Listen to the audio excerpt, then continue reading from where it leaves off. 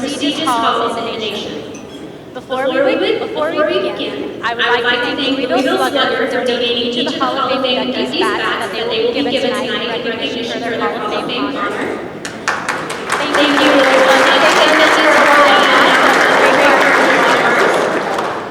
I'm going to go ahead and introduce our head table. We've got President of USA Softball, Mr. Warren Jones. Our Executive Director, Craig Kress. And his lovely wife, Carrie. And then to my left, we have the Chair of the Hall of Fame Selection Committee, Mr. Stu Alderman. At this time, I'm going to ask Ms. Beth Wiley, the Rhode Island Commissioner, to come up to the stage and lead us in an invocation tonight. Please bow your heads. Heavenly Father, we thank you for this day and the blessings you've given to us this day. We thank you for getting us all here safely. Help us as we begin deliberations and the discussions about USA Softball and all that it means to us. We thank you especially for all of these Hall of Fame inductees and all they've given to softball and all their contributions. We ask that you bless the food that we're about to partake in the hands that prepared it. All these things we ask in thy precious name. Amen.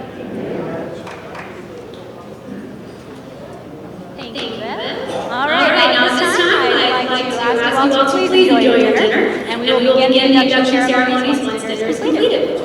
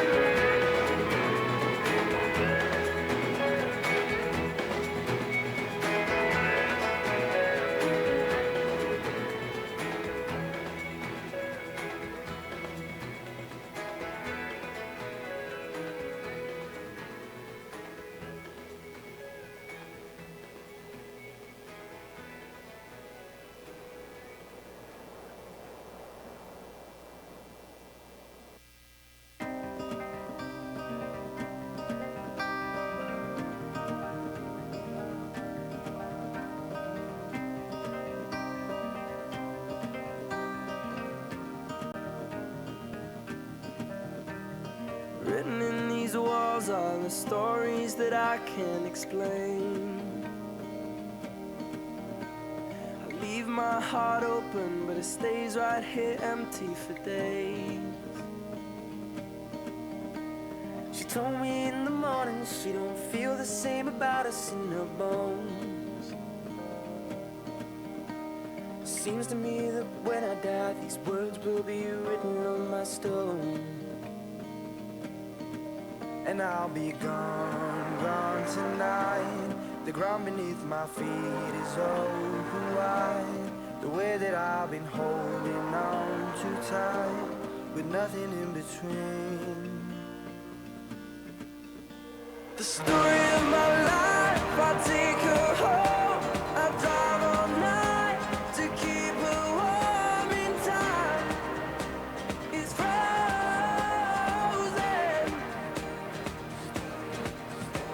The story of my life, I give her up.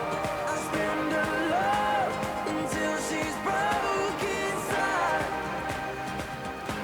The story of my life.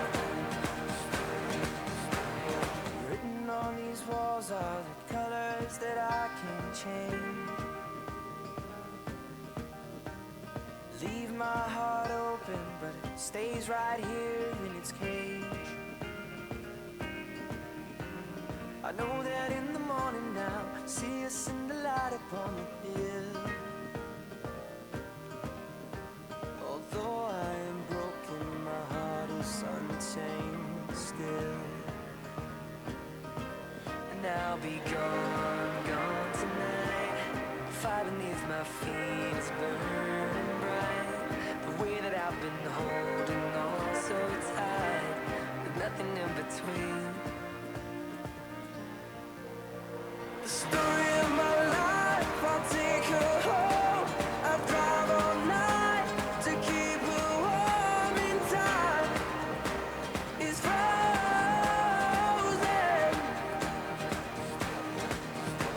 The story of my life, I give her up. I spend her love until she's broke inside. The story of my life. And I've been waiting for this time to come around. But baby, running after you is like chasing the clouds. The story of my life, I take her home. I drive all night to keep her warm and time. It's frozen. The story of my life, I give her up. I spend her love until she's broke inside. The story of my life. The story of my life.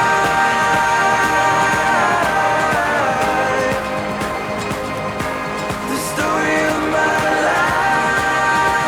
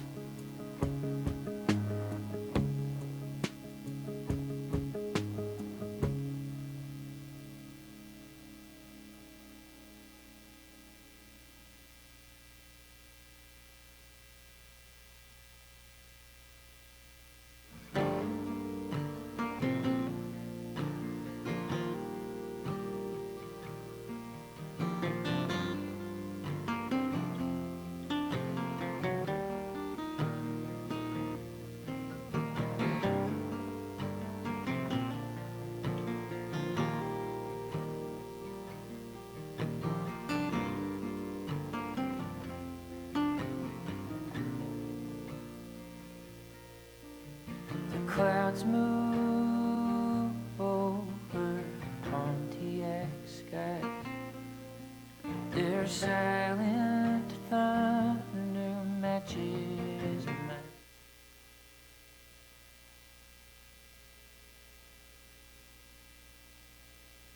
Long ago, I wondered, was it gone? But now I know. So when she calls, don't send her my way. When it hurts, you'll know it's the right thing. Michigan's in rear view now. Keep your hands where I could see them.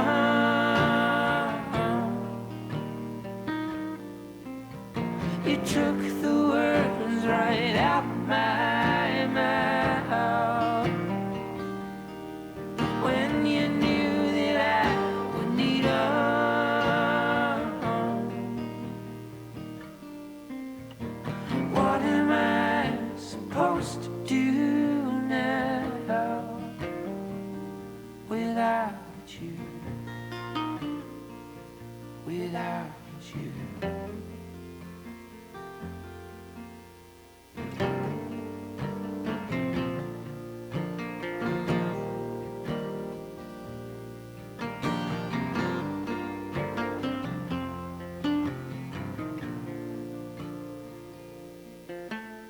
It's unannounced,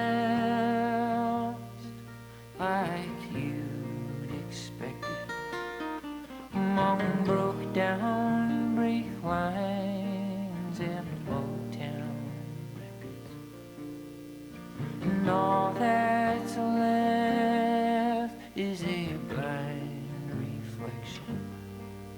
But you know what's coming and you regret it. When she calls, don't send her my way. When it hurts most, it's the right thing. Michigan's in the rear view now.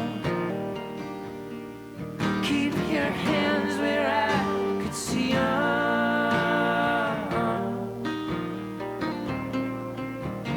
Took the words right out my mouth when you knew that I would need them. What am I supposed to do now without you? Without you.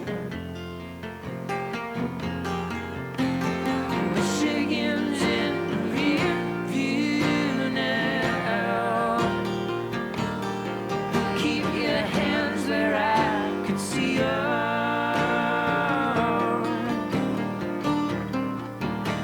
You took the words right out my mouth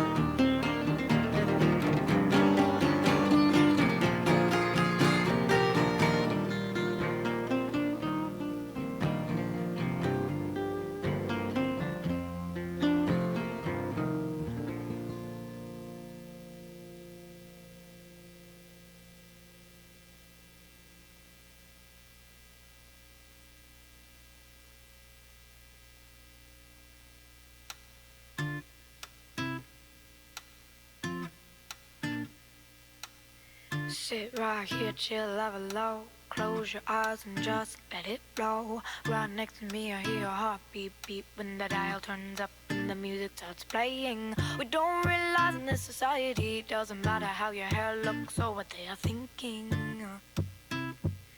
Just what we are finding. Tap your foot and listen in. Ignore the world, let the music cave in. Close your phone and breathe in the air. You'll soon realize that there's something that is so much more than this. It is what it is. So much more than this. Hey, so much more than this. It is what it is. So much more than this. The whole crowd seems to like me now, 'cause they think I'm cool. But back when I was in school, they found it very easy to hate me. Funny how always these times are changing. Back then it was so easy to shatter, but now in the end it doesn't really matter. Tap your foot and listen in. Ignore the world, let the music cave in. Close your phone and breathe in the air. You'll soon realize that there's something that is so much more than this. It is what it is. So much more than this. Hey, so much more than this. It is what it is. So much more than this. All of the talk from ya won't even matter when the lights come up. All of the talk from ya. Hey, open your eyes and just wake up. Do all the things that will matter to you. Open your eyes and just wake up. Whoa. Tap your foot and listen in. Know the world, let the music cave in. Close your phone and breathe in the air. You soon realize that there's something that is so much more than this. It is what it is. So much more than this. You soon realize that there's something that is so much more than this. It is what it is. So much more than this.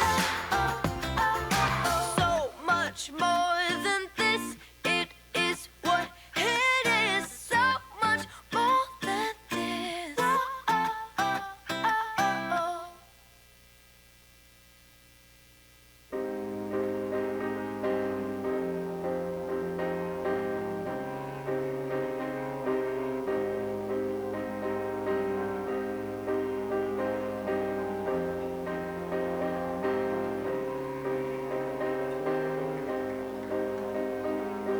You lift my heart up when the rest of me is down.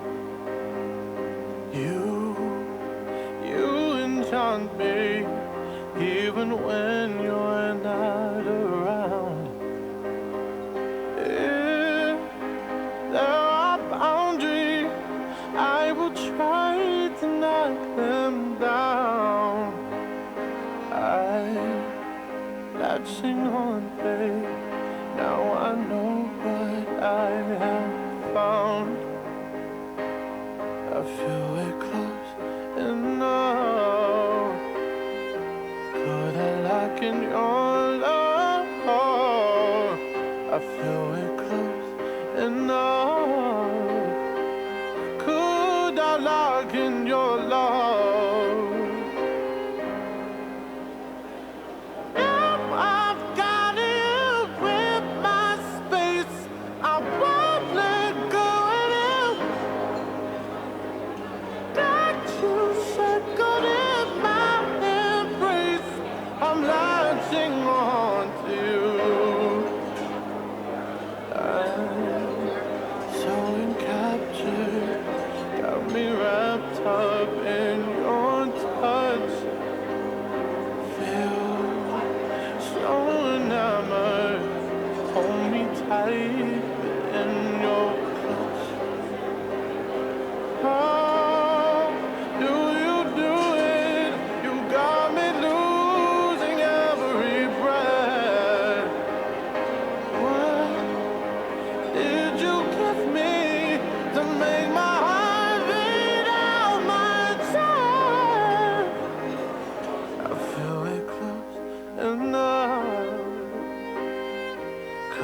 like in your love. I feel we're close enough.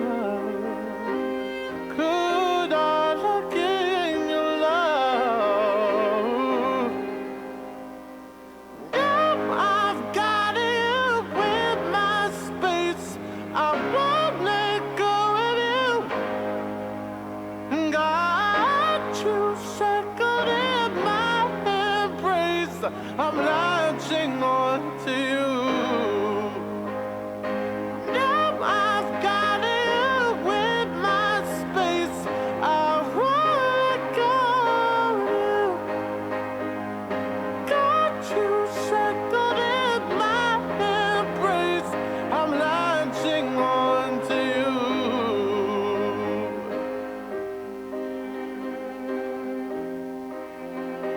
I'm latching on to you.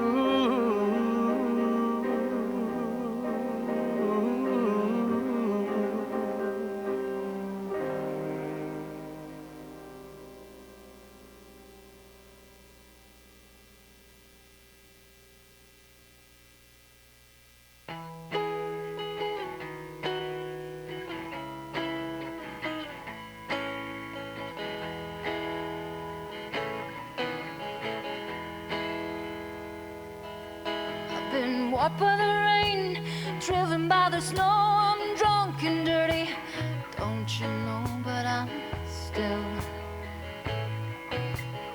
feeling out on the road. Late last night, I seen my pretty Alice in every headlight. Alice, Alice, Alice. And I've been from Tucson to Tucumcari, to Hatshepsut on a bar, driven every kind of rig that's ever been made. I've driven the back road so I wouldn't get away. And if you give me weed, white sand wine, and you show me a sign, I'll be willing to be moving.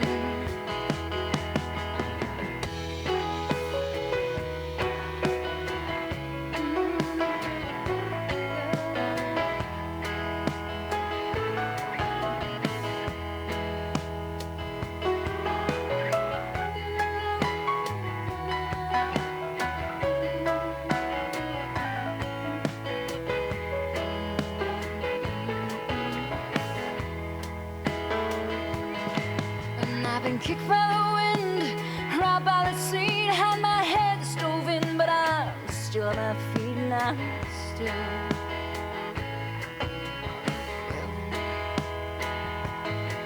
And I smuggled some smokes and folks from Mexico, baked by the sun every time I go to Mexico. Oh, but I'm still. And I've been from Tucson to Tucumcari, to Hatshepsut on a bar, driven every kind of rig that's ever been made. I've driven the back road so I wouldn't get away. And if you give me weed, white sand wine, and you show me a sign, I'll be willing to be moving. And I've been from Tucson to Tucumcari, to Hatshepsut on a bar, driven every kind of rig that's ever been made. I've driven the back road so I wouldn't get away. And if you give me weed, white sand wine, and you show me a sign, I'll be willing to be moving.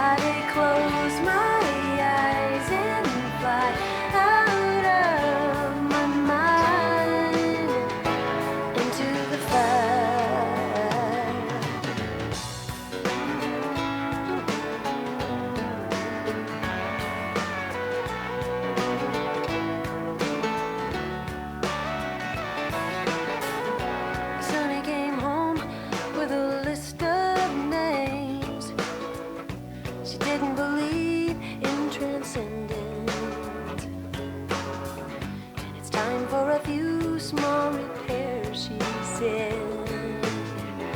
Sonny came home with a vengeance. She says days go by, I don't know why. I'm walking on a wire. I close my eyes and fly out of my mind into the fire. Get the kids and bring a sweater. Dry is good and wind is better. Count the years, you always knew it.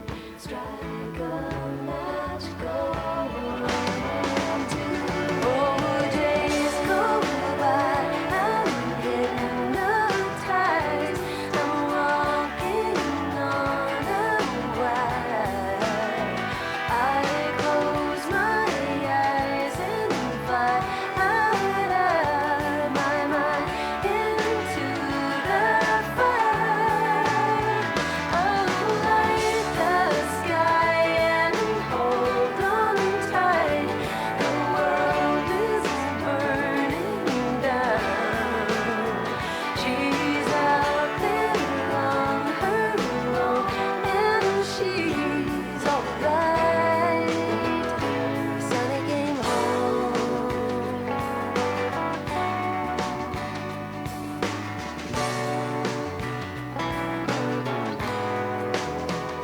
Sonny came home.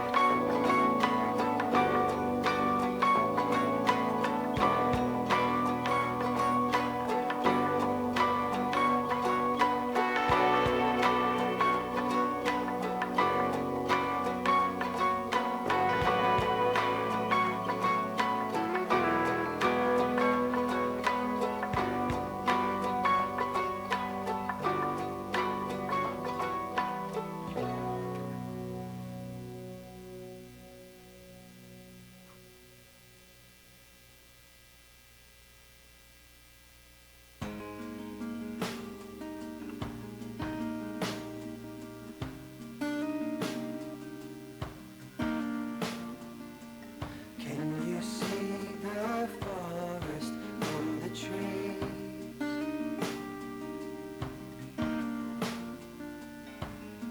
Separate a heart from feeble knees. Oh, Lord, I try to carry on. I'll carry on without that affection, without that connection. 'Cause I found a pearl within the sea. I'll say my wonder for the one who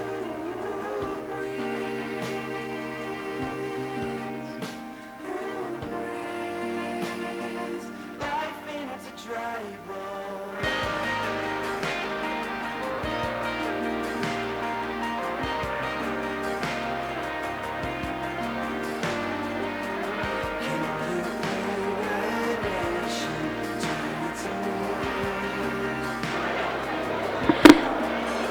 If everyone wants to take their final break before we get started tonight, we'll probably get started here in about 5 minutes. If you want to finish your desserts, go outside. About 5 minutes. Thank you.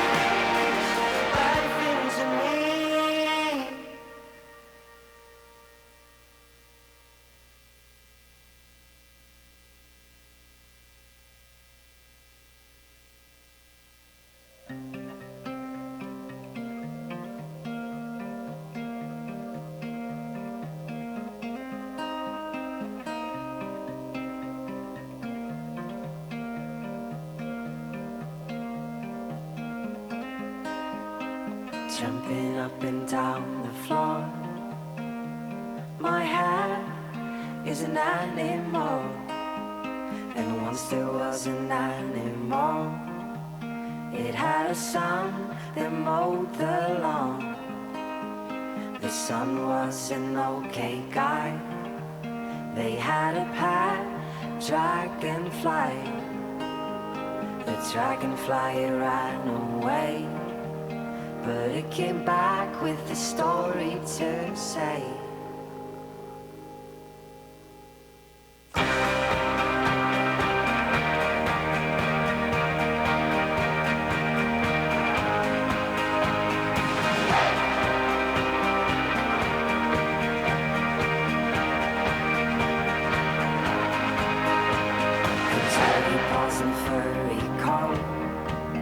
She ran down the forest slope, the forest all talking trees. They used to sing about the birds and the bees. The bees had declared a war. The sky wasn't big enough for them all. The birds, they got help from below, from dirty ponds and the creatures of snow.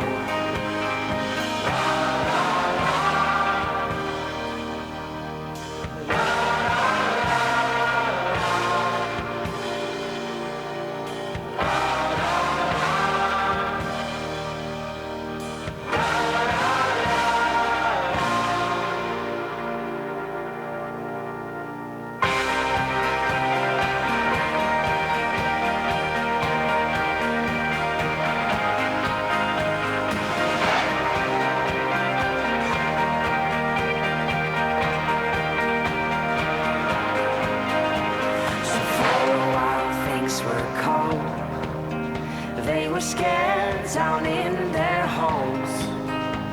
The forest that once was green was colored black by those killing machines. But she and her furry friends took down the queen bee and her men. And that's how the story goes, the story of the bees with those four dirty paws.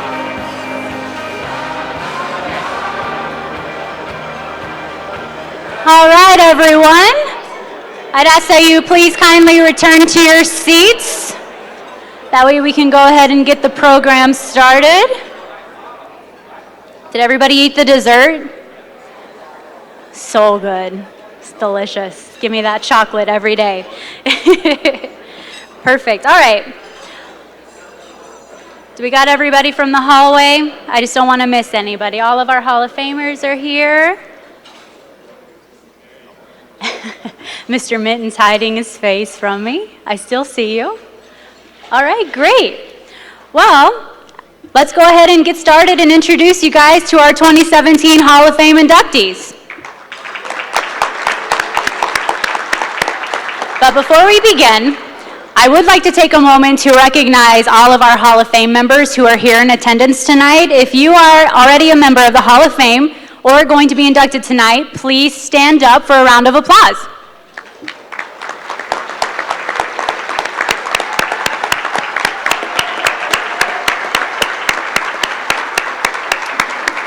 On behalf of USA Softball, I would just like to thank each and every one of you for your contributions to our great sport and for everything you've done for our organization. After tonight, the Hall of Fame will move to 403 people, and we are proud to honor them for their commitment to our sport.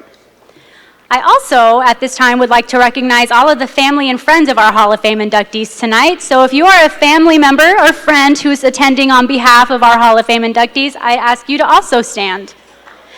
You often go unrecognized, but you do so much for them to help them with their career. So congratulations to you all as well.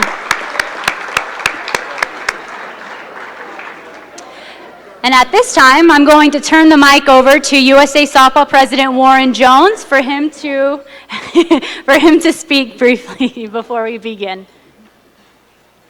Thank you. It's a great honor. And I'm glad to have the Hall of Famers here. Many of you I do know, and some of you I will get to know. It's it's a great honor, and I just want to thank you very much for playing ASA USA softball. I hope you enjoyed it as much as we've seen you play and stuff, and we really wouldn't have the Hall of Fame without you guys playing USA softball. So thank you very much.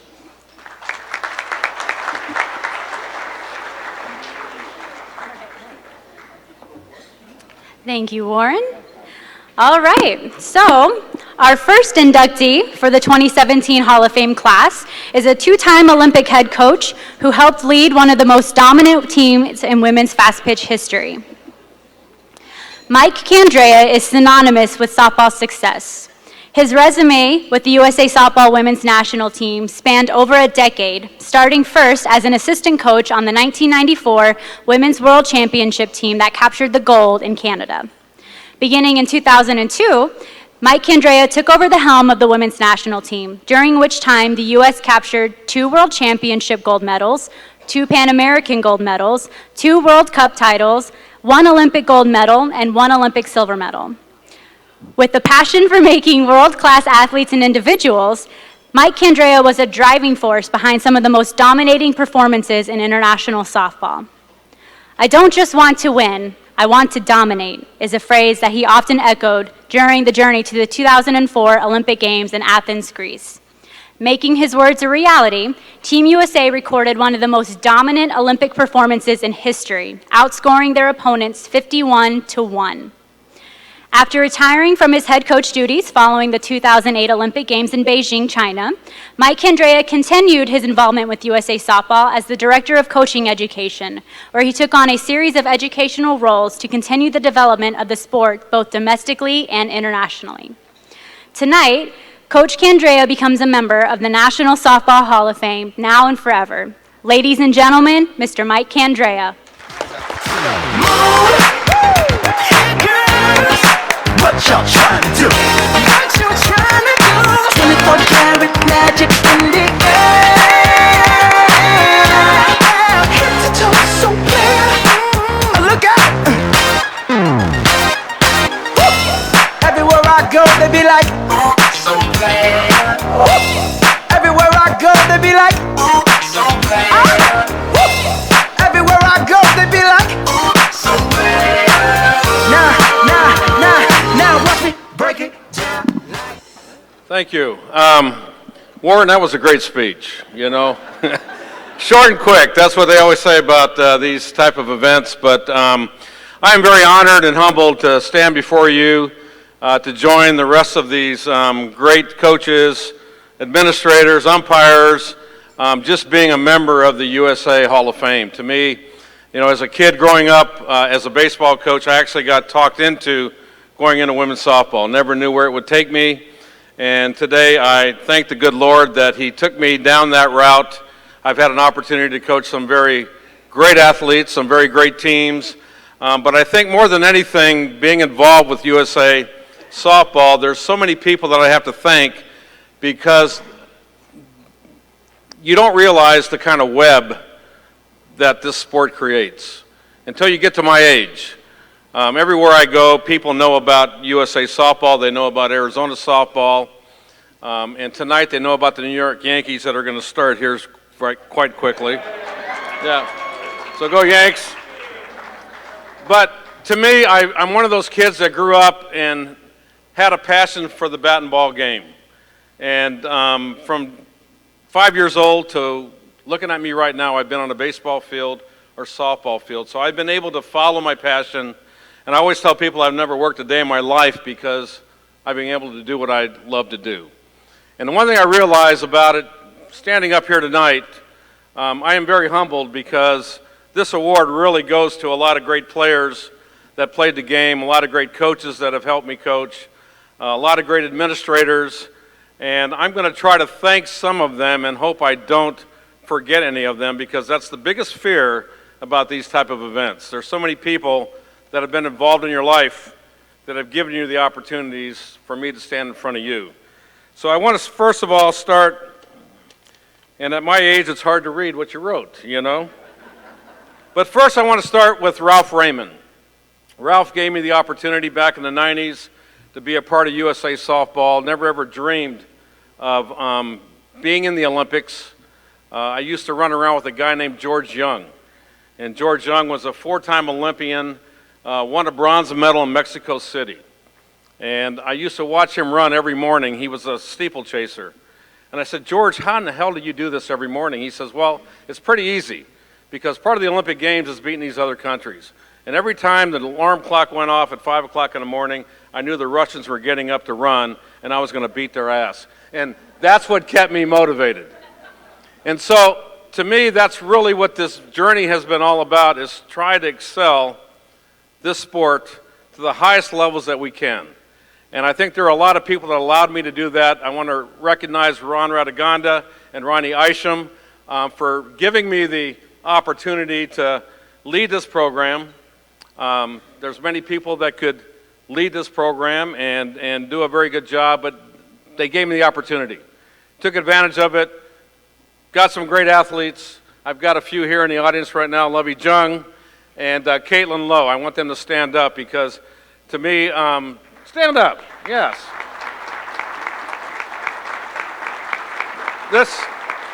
This is really my pride and joy, is to be able to watch these athletes grow as people, because I know one thing, coaching at the college level, my job, I used to think is winning national championships, and it still is, but those are very tough to conquer.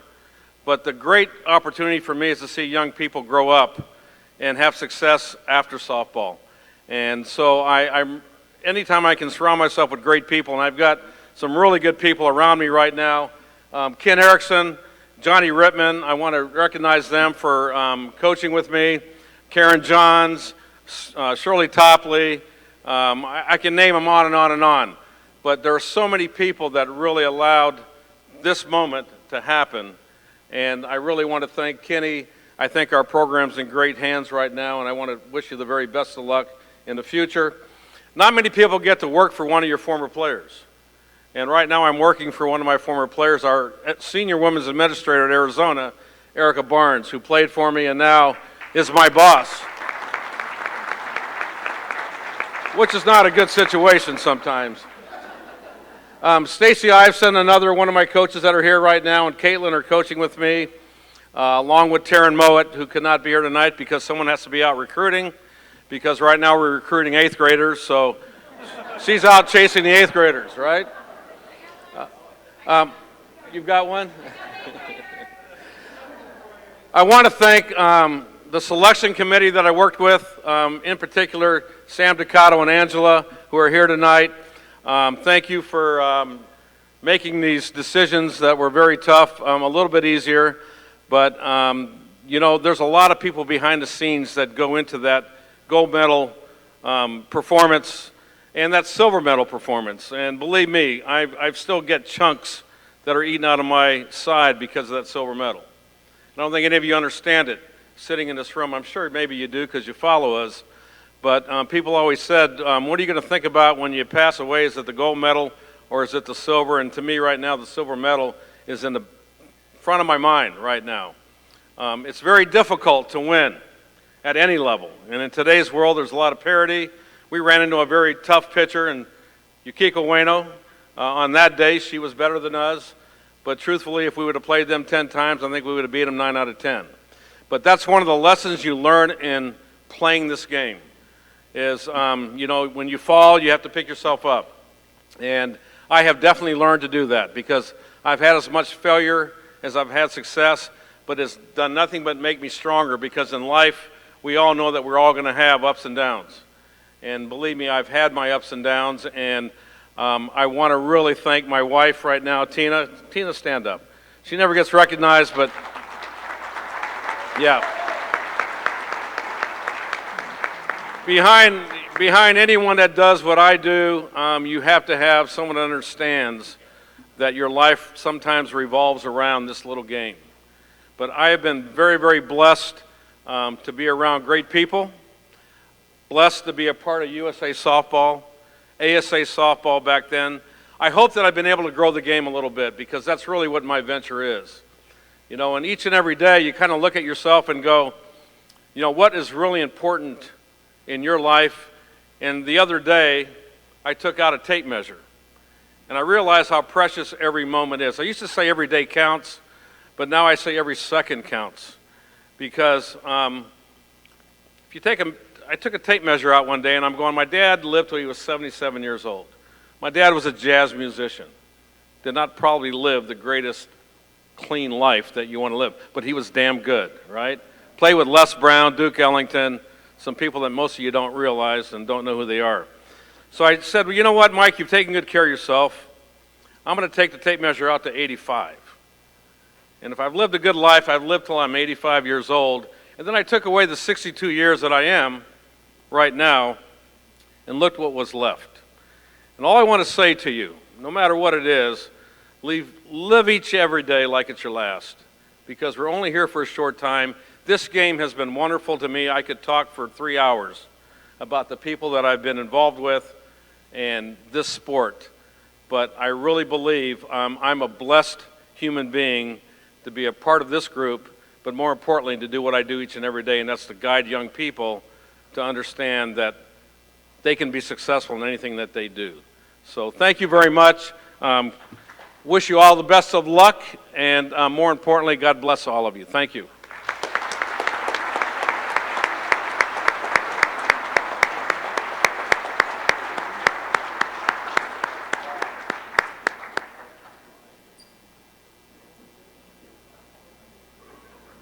Congratulations, Coach Candrea, much deserved honor. Our second inductee is an umpire who brings an infectious love for the game that you are all very familiar with. With that infectious enthusiasm, professional pride, and love for the game of softball, Jimmy Derrick's resume speaks for itself. Regarded by his peers as one of the top slow pitch umpires in the game, Derrick has worked some of the highest levels of men's slow pitch softball. Whether at the Slow Pitch Championship Series or the International Border Battle, Jimmy has proven to be the consummate professional both on and off the field. Boasting a resume of 19 national championship appearances, he continues to share his love for the game throughout his contributions to the USA Softball Umpire Program as a member of the National Umpire staff. Serving as the Region 3 UIC, Jimmy Derrick is a skilled instructor through national and local umpire schools and clinics. A dynamic instructor, he is a leader in the interactive learning process for the umpire program. With the belief that you must give respect to earn respect, Jimmy Derrick's approach to the game truly encompasses what being a USA Softball umpire is all about. Tonight, Jimmy becomes a member of the National Softball Hall of Fame, now and forever. It is my pleasure to bring to the stage Hall of Famer Jimmy Derrick.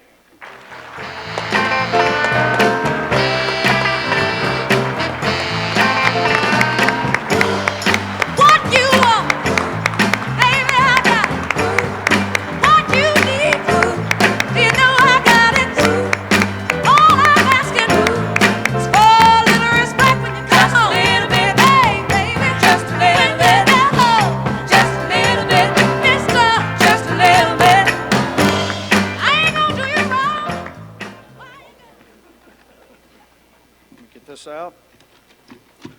First of all, I'd like to say thanks to Cody and Stu and the Hall of Fame committee. To the Hall of Fame class of 2017 inductees, congratulations on a job well done. You're all well deserving of this honor, and I am humbled to be a part of your group. National office, committees, family, friends, and guests. I thought I'd begin tonight by telling you how this story all began. I umpired my first game in 1981. I've looked around the room and there are a few in here that probably weren't even born then. I'm supposed to say that about my beautiful wife Gina, so I'll go ahead and say that. But I called my first game in 1981, and there's a really great story about my first game. I was a player. I played rec ball, I played tournament ball, and really didn't think about umpiring at all. And I was playing in a rec game one night, and there was a call that I disagreed with. And back in that day, I might have been a little cocky, I don't know. But I said a few choice words that you can't really say in today's environment. And this big, loud voice came from behind me and said, "Do you think you can do any better?" And I said, "I know I can do better than that." So he said, "Well, we're having a tournament this weekend. Why don't you come on out and let's see what you can do?" Of course, I was just cocky enough to say, I'll be there. And he said, make sure you wear dark pants and a powder shirt. So I said, okay. So it was going to be held at Centennial Ballpark. It was a 1 o'clock game. I showed up and I wore my Sunday go-to-meeting pants, my Fortune, beautiful, shiny Sunday shoes. I stopped by Kmart and got a powder blue shirt, short sleeve, and wore a ball cap. And I showed up and I said, I'm ready to go. So they gave me an indicator, a ball bag, and a brush and said, you're on the plate this game. I said, okay. And by the way, it was just men's open, so there would be no issues. So I got out there behind the plate, started calling balls and strikes, had the thumb flying up in the air, and the pitchers were just giving me all kinds of love.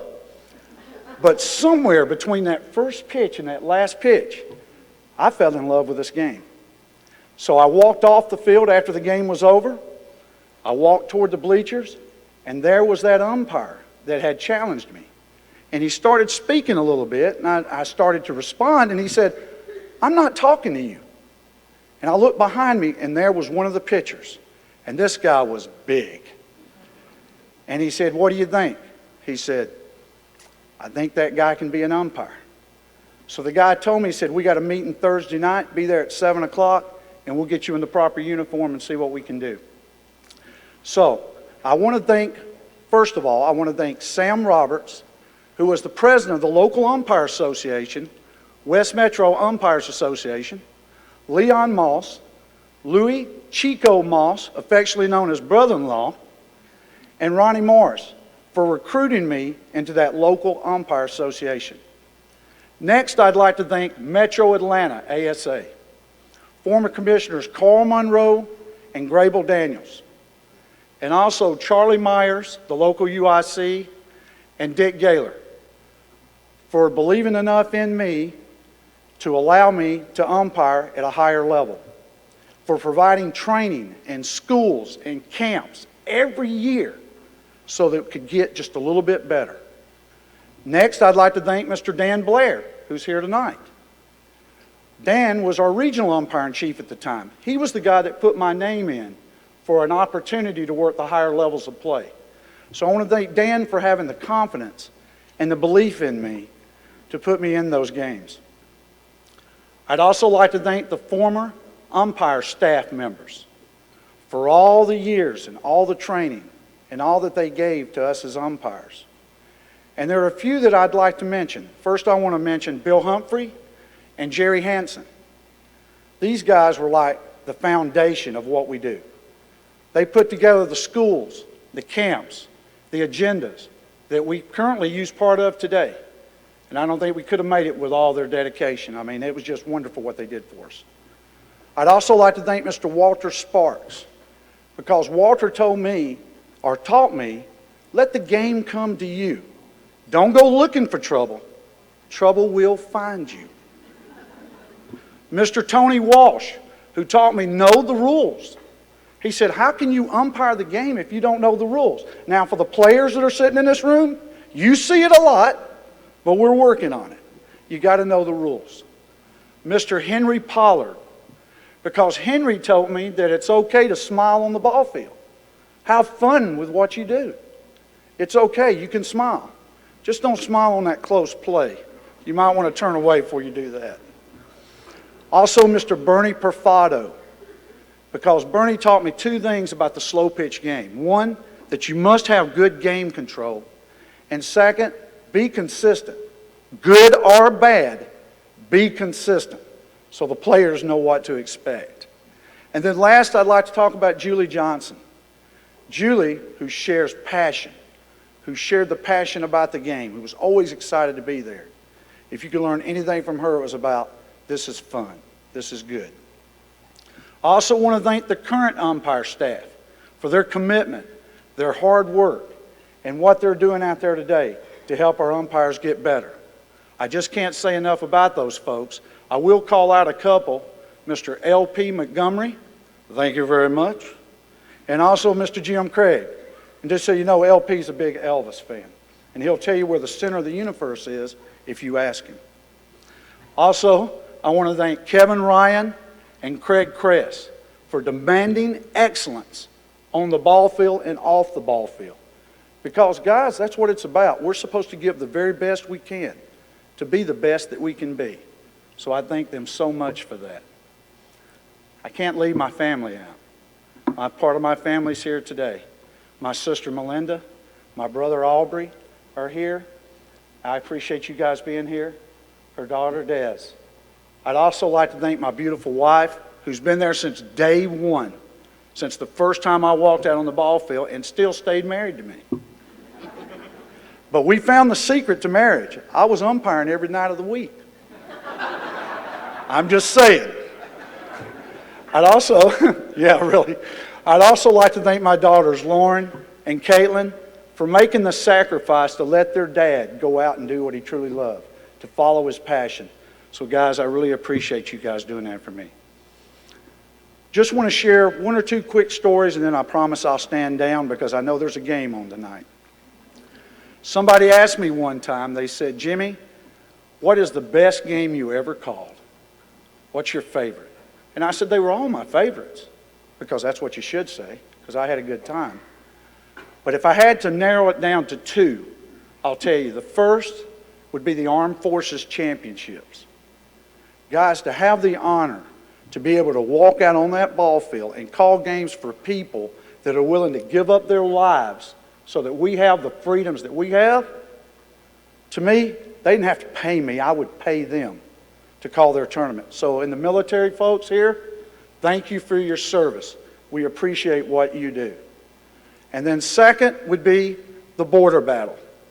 To represent the United States of America as an umpire on that ball field, and to hear the chants behind you, USA, USA, USA. I can't tell you, it will bring a tear to your eye, and it'll hit you in the heart, because it's just an unbelievable feeling to be there. The last group I would like to thank are the umpires that I worked with over the years. Thank you for making me a better umpire. Every game, when I walked off the field, I feel like I learned something. So I appreciate what you've done for me. I would like to thank the players, the coaches, the scorekeepers, and everybody that gives their time to make our game great. And last, I'll just give the glory to God. Through Him all is possible. Thank you.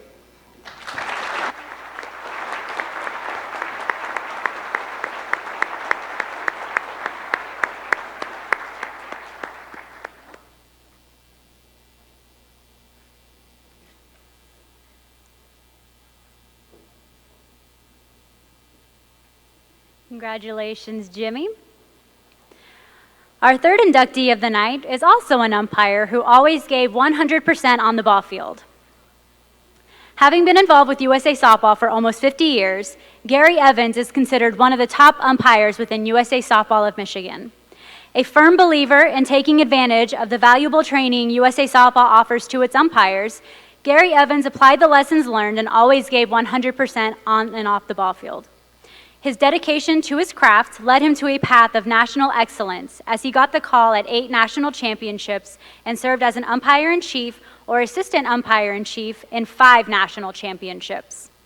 A true mentor for his fellow umpires, Gary Evans took on the role of Michigan umpire-in-chief, a position which he held for 15 years, where he helped lead countless district and state clinics and national umpire schools. His insight, knowledge, and love for the game will have an everlasting impact on the Michigan and USA Softball umpire community. Tonight, Gary Evans becomes a member of the National Softball Hall of Fame now and forever. Ladies and gentlemen, Mr. Gary Evans. This is gonna be the best day of my life.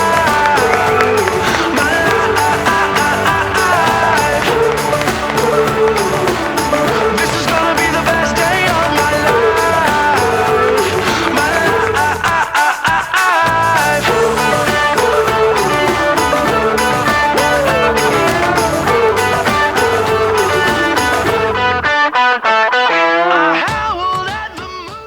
Thank you.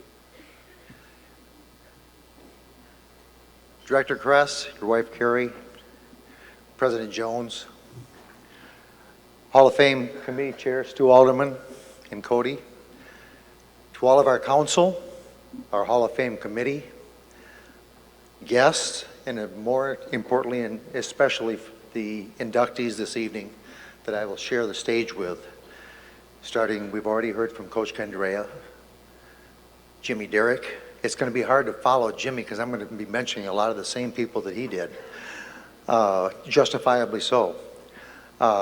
Dick Gullman, Mark Martin, Bob Quinn, Evan Telagatis, Willie Simpson, and I've forgotten Rick. A mind is a terrible thing to waste. Thank you. I've got a lot of people to thank tonight. I'm extremely proud, honored, and humbled to be here. You don't get here alone. There's a lot of people to thank. Unlike Jimmy, I'm a little bit older, a little bit more gray hair, and as that gray hair left, it took some of those brain cells with it, so the memory isn't quite as good as it once used to be, so bear with me. I'm going to have to use some notes.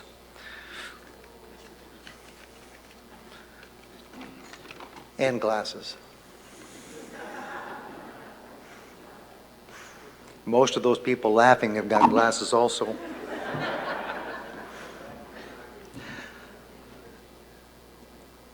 It starts with family. Started with my parents, very fortunate.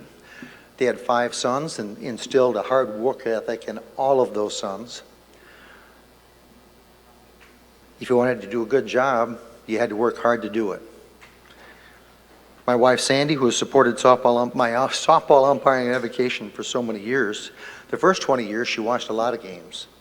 The last 29, not so many. But she always supported my softball umpiring avocation. She understood my love for the game. My vocation and my avocation were the busiest in the summer. And she had to be there, minding the house, taking care of things, but that really helped me be able to pursue my umpiring career. Love you, dear. I've got 4 other brothers, and they're here with their wives, families. This is the first time we've all been together outside of the state of Michigan, so it's a first in many situations.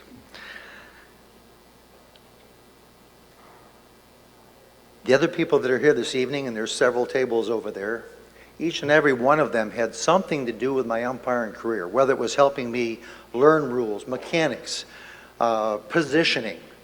That may have been a big part of helping me, but there's others who played minor roles that, hey, wait a minute, they allowed their significant other to come out and play with Gary as he did his thing on the field and in teaching umpire clinics, etc.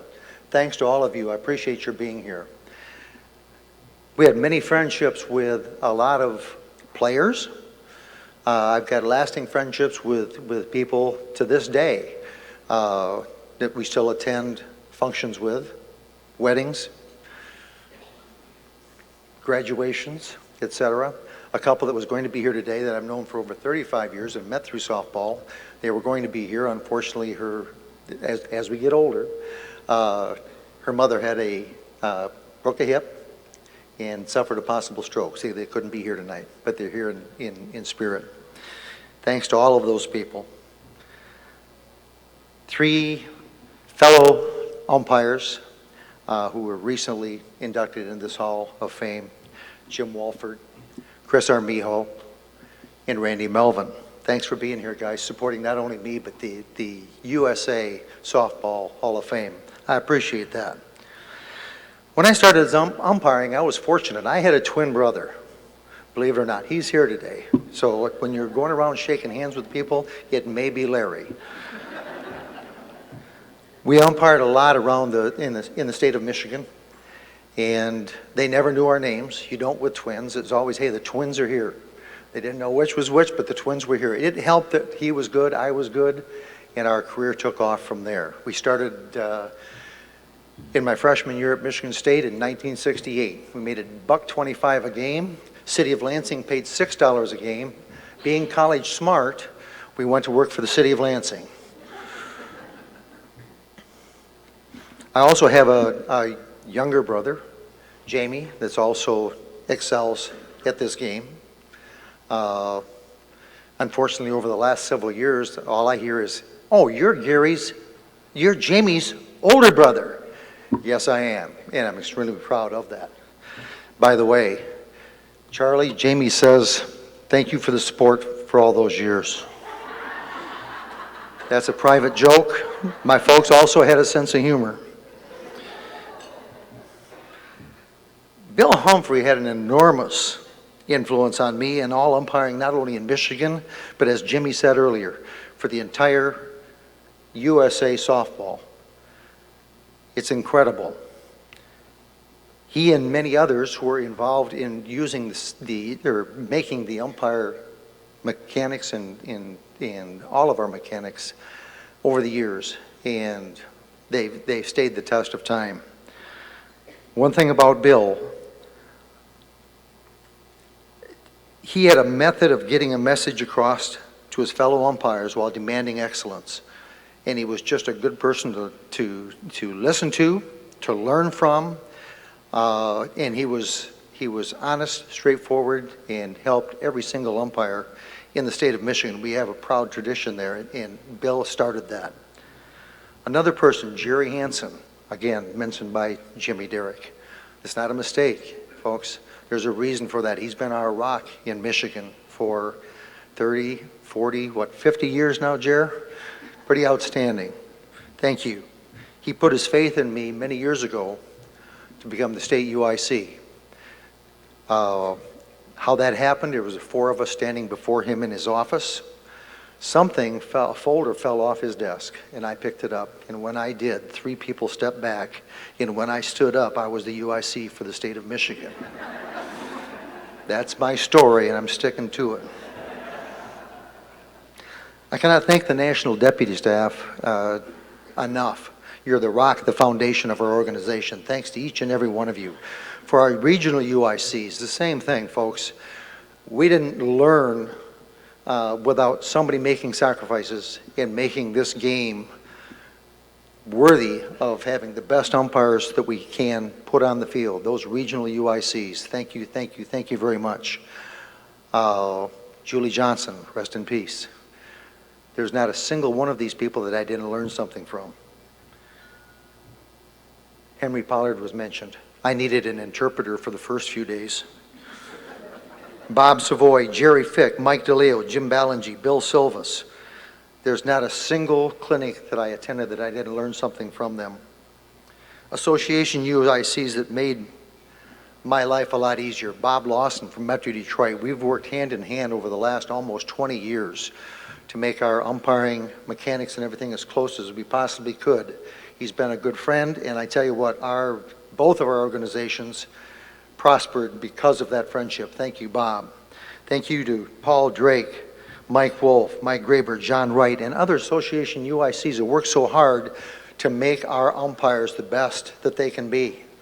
We appreciate that. Thanks to every one of them. I'm most proud of my umpire career on the field, but boy, when I left the field, I shouldn't say left the field, I got 49 years in, I'm going to get at least another one. I followed some pretty influential people. I mentioned one already, Bill Humphrey and Jerry Hansen. There was also Jack Sauter, who was a bull in a china shop, but he presided over Michigan through our greatest days as far as umpire registrations. He beat the bushes to get umpires. Thank you, Jack. Then there's Jim Walford, a predecessor. I tell you what, Jim was meticulous to the point of he carried a big red pen. It was about that tall. And we were really afraid when we got our umpire evaluations that there'd be red marks all over those. But God bless you, Jim. We came up together in 1979, first years on the staff together, and we spent almost 20 years working through some pretty influential times. And then there's Paul Paranek, we call him Mr. Plate Umpire. All those people preceded me, and I appreciate everything that I learned from them. I was very fortunate when I was named UIC to have some very good staff members. One who was elected into the Hall of Fame here several years ago, Ted Germain and Don Mosier, they've since passed away. Jeff York, who is no longer on the staff, he's family first. He's got a couple teenage kids. He'll be back. Our present staff of Brian Smith, Dave Shimp, Dave Ritzma, and Ross Martin, who just worked tirelessly to make our program better. Our program is in good hands with Brian Smith. I'd like to say thank you to our previous presidents in Michigan softball. They realized the importance of a good, strong umpire program. Dick Meckert, Dick Holmes, Art Serafinsky, Darren Dystemar, Troy Stowell, and others. I've attended 15 previous of these Hall of Fame banquets, and I've noticed one trait in all of the recipients. That trait is desire, fueled by hard work and commitment to our game. It cannot be taught. You can tell somebody to quit smoking, but until they have the desire to do so, they won't. It could be the desire to win, the desire to perform well, or it might even be the desire not to fail. I mentioned Bernie Provato. I can't tell you the number of times he said, "Gary, don't screw it up." Each recipient that I've seen here has had the desire and the heart to perform well, whether it's a coach, player, or umpire. I also believe in a phrase, if you accept it, you teach it. I do not believe that Coach Kendrea accepted anything but the best from his players and coaches. I know that Jimmy Derrick didn't. And I know that when watching Dick Gulman over the last 15 years working in that Equipment and Standards Committee, he does not accept less than our standards for USA softball. And thank you very much, Dick. Each of our players does not accept poor performance. They work hard at their craft, and they're very gifted, but they've got the desire to do that.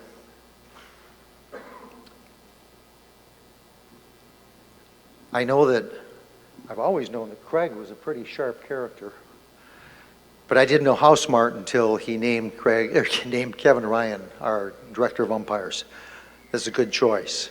Kevin's done a great job carrying on the tradition that started many years ago by Tom Mason. The last group I'd like to acknowledge is the players who play our game. They're incredible defensive players. The people who are those timely hits in tough situations. The dedication to one of the best team sports that we have. And I tell you what, I got to see it from right on the field, up close and personal. Thank you so much for what you do for our game of softball. One last thing that I'd be remiss for over the 15 years that I've been with the state of Michigan. This comes from our umpire manual, our gospel. It has to do with proper positioning on tag plays. 90 degrees to the path of the runner, just short of the base you're trying to reach. It works. Self-critique. And the last thing from Ecclesiastes. For everything there is a season and a time for every purpose under heaven. Our thing is softball, our time is now, and our season's year-round. But our purpose tonight is to thank all those people, past and present, who have left a mark on our game. I thank you, USA Softball, for this ultimate honor. Thank you very much.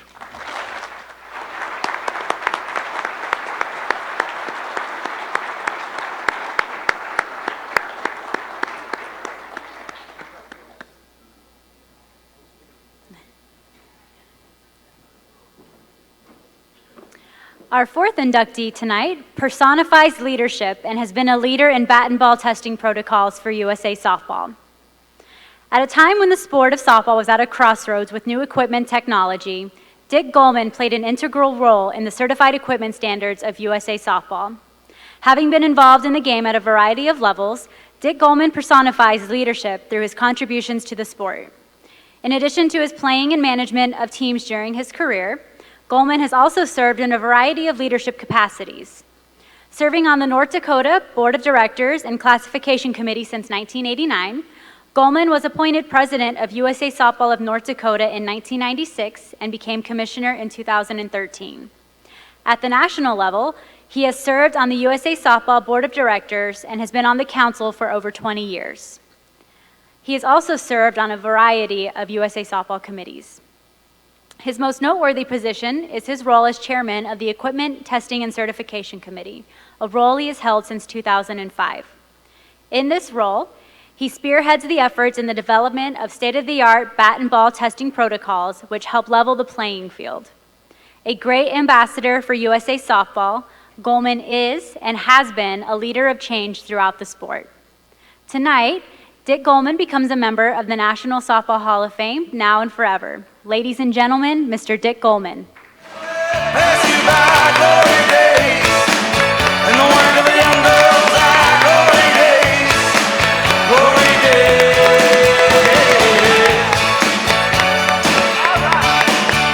Well, there's a girl that lives up the block. Back in school, she could turn all the boys' heads.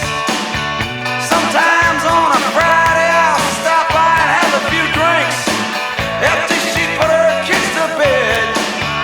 Her and her husband Bobby, well, they split up. Wow.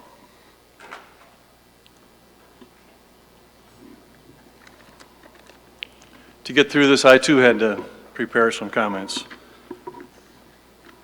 To President Jones, Mr. Craig Kress, Stu, and Cody, welcome everyone this evening. I've been fortunate to work on, I think I've thought about this night every day since my name was on the screen at last year's banquet, listing the USA Softball Hall of Fame class of 2017. It's still difficult to get my arms around it. I thank God for all the blessings in my life and for this great day. I'm honored, humbled, and so grateful to stand before you tonight. I'd like to express my thanks and gratitude to the Hall of Fame Committee for my selection to the USA Softball Hall of Fame, and I know your decisions are most difficult. I'd like to offer my congratulations to this year's inductees, who have each had an incredible impact on the game of softball. I'd like to thank my family for being here, my wife Debbie, my daughter Chrissy, my son Nick, my daughter-in-law Chelsea, my sister Jan, and my brother-in-law Paul. Thank you for being here tonight.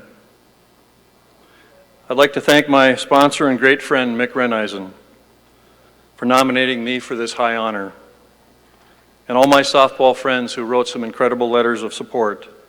I thank you all so very much. I'd like to thank Craig Kress and his staff at the National Office for all you do for our game every day. They are indeed a great team of professionals, and I appreciate the work they do for us every day. My softball playing career spanned about 32 years with some pretty competitive teams and lots of tournaments. I even had a chance to play on the same team with my son Nick. It was indeed a special time. Our kids grew up around the softball field, and we all enjoyed playing the game. Softball was deeply ingrained in our family, and we all have made lifelong friends along the way. Besides playing softball, I got involved early, helping run leagues, tournaments, and building facilities in our community. I was fortunate that Tiny Schaefer, former state commissioner in North Dakota, asked me to get involved on the state level in the mid-1980s. I was excited to get involved and make a difference in our state program. I've always thought that the purpose in life is to contribute in some way, make things better around you, and make a difference in the quality of life and quality of place. My first council meeting I attended was in Denver in 1989. I was a guest. Tiny Schaefer just told me to listen, learn, get to know people, and build relationships. It was a great experience for me then, and it continues today for this organization.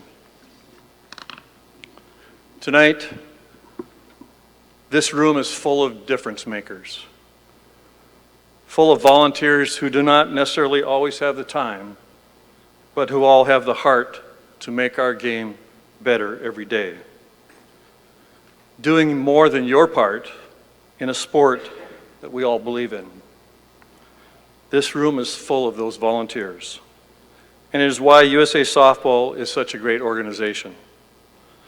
I've so enjoyed these past years making friendships, working on a number of committees, chairing a few committees, working at the national championships, and having the great honor to serve on the board of directors of the national governing body of softball on 3 different occasions. Opportunities that I would have never have dreamed of. I was fortunate to be named to the Equipment Standards Committee in 2002 by H. Franklin Taylor.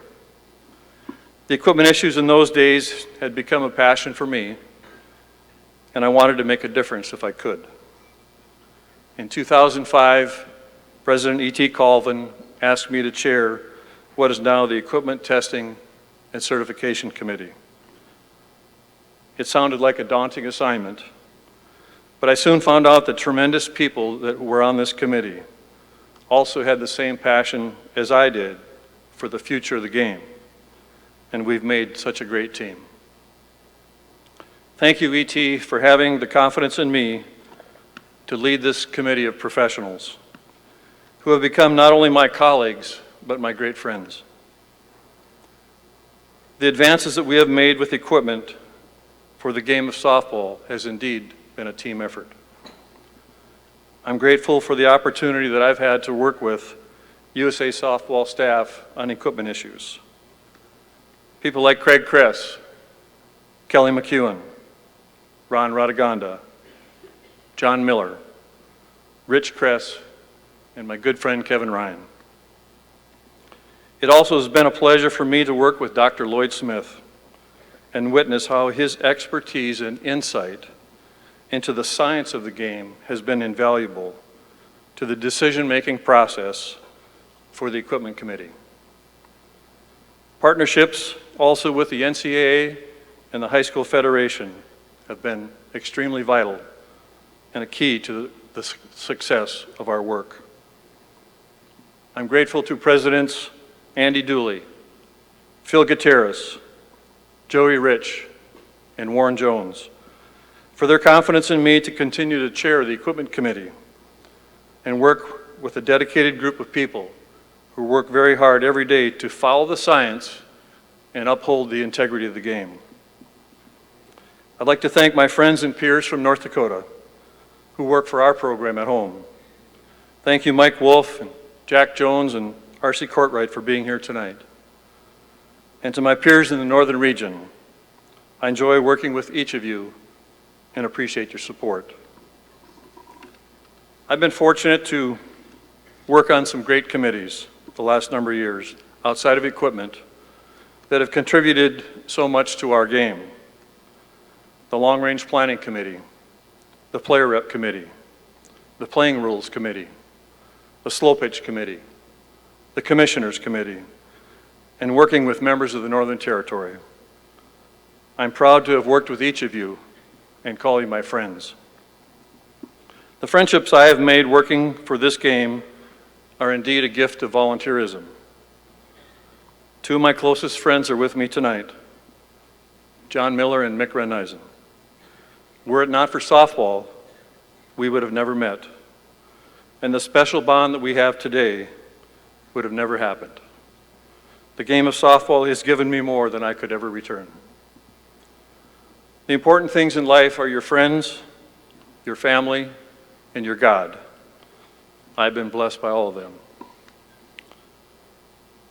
We all have heroes in our lives. My hero was my dad. I wish he was here this special night. He was a true American hero who passed on too early in life.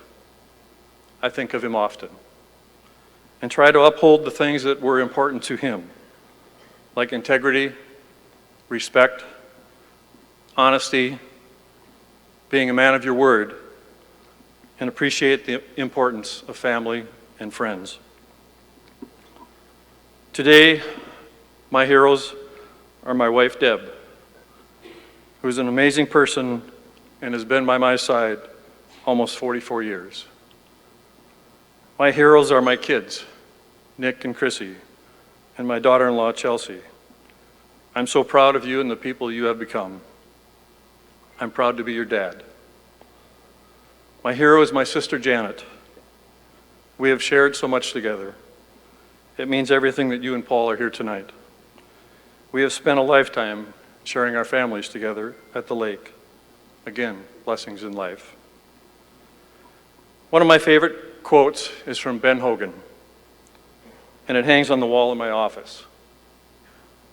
As you walk down the fairway of life, you must stop to smell the roses, as you only get to play one round. I feel like I've just played the best round of my life. I will never forget this night, and how honored I feel to have received this lifetime award. All made possible by the great game of softball and a lifetime of friendships. Thank you so much.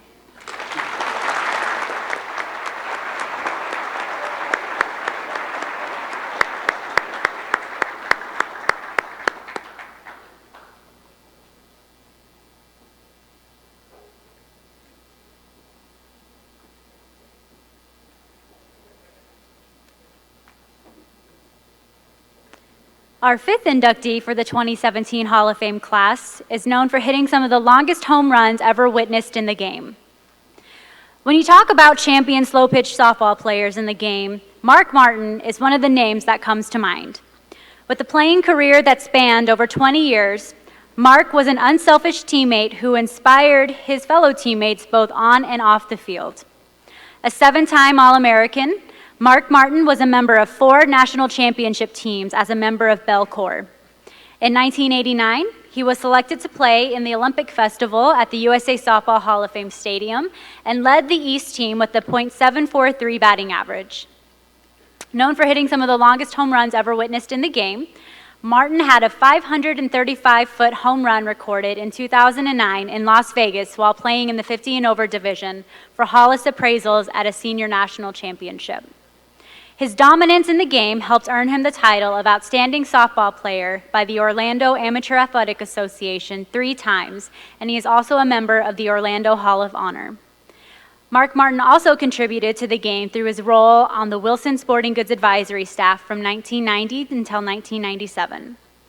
Tonight, Mark becomes a member of the National Softball Hall of Fame now and forever. Ladies and gentlemen, Mark Martin. Nothing could ever bring me down. So no one can stop me when I kiss that feeling. Nothing could ever bring me down. You make it easier to sing, yeah.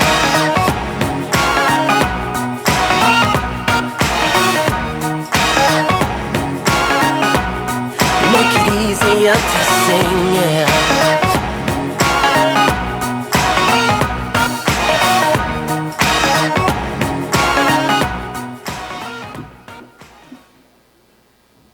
Good evening. You know, it's you're going to hear some of the same adjectives and descriptions from me that you've heard from the other 4. And I did mention to Jimmy that if I ever said anything improper on the softball field on any game that he umpired, that we can talk about it afterwards, and I'll give him a full apology. I'm also just humbled and blessed to be here. I want to thank Carlton Benton for nominating me for this honor. I have a whole bunch of folks that are watching live stream right now. My folks are older, couldn't make the trip, so Mom and Dad, if you can see this, thank you.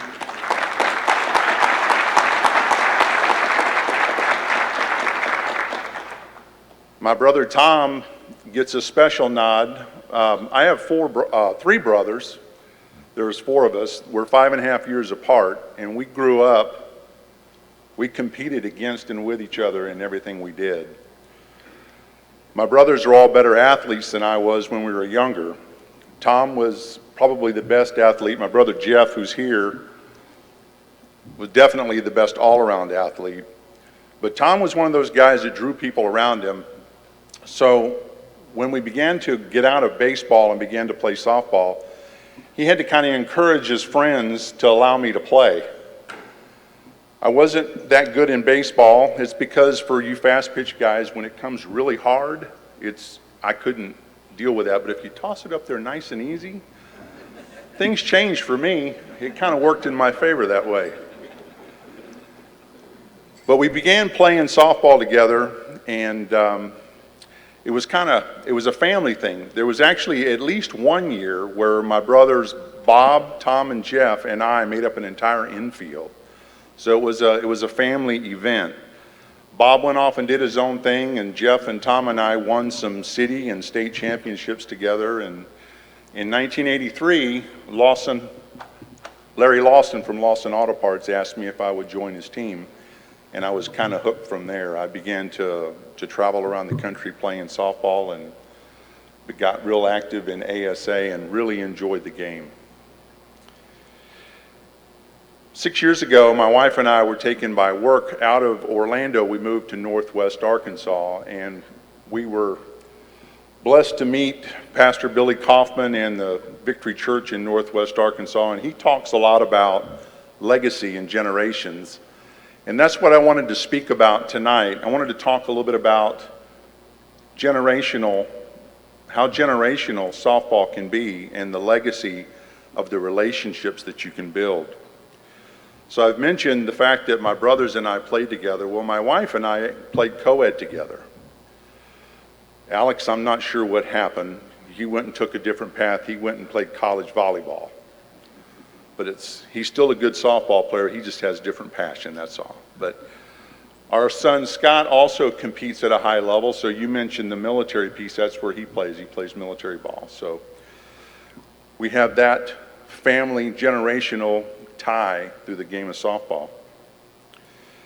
Then there's friendships.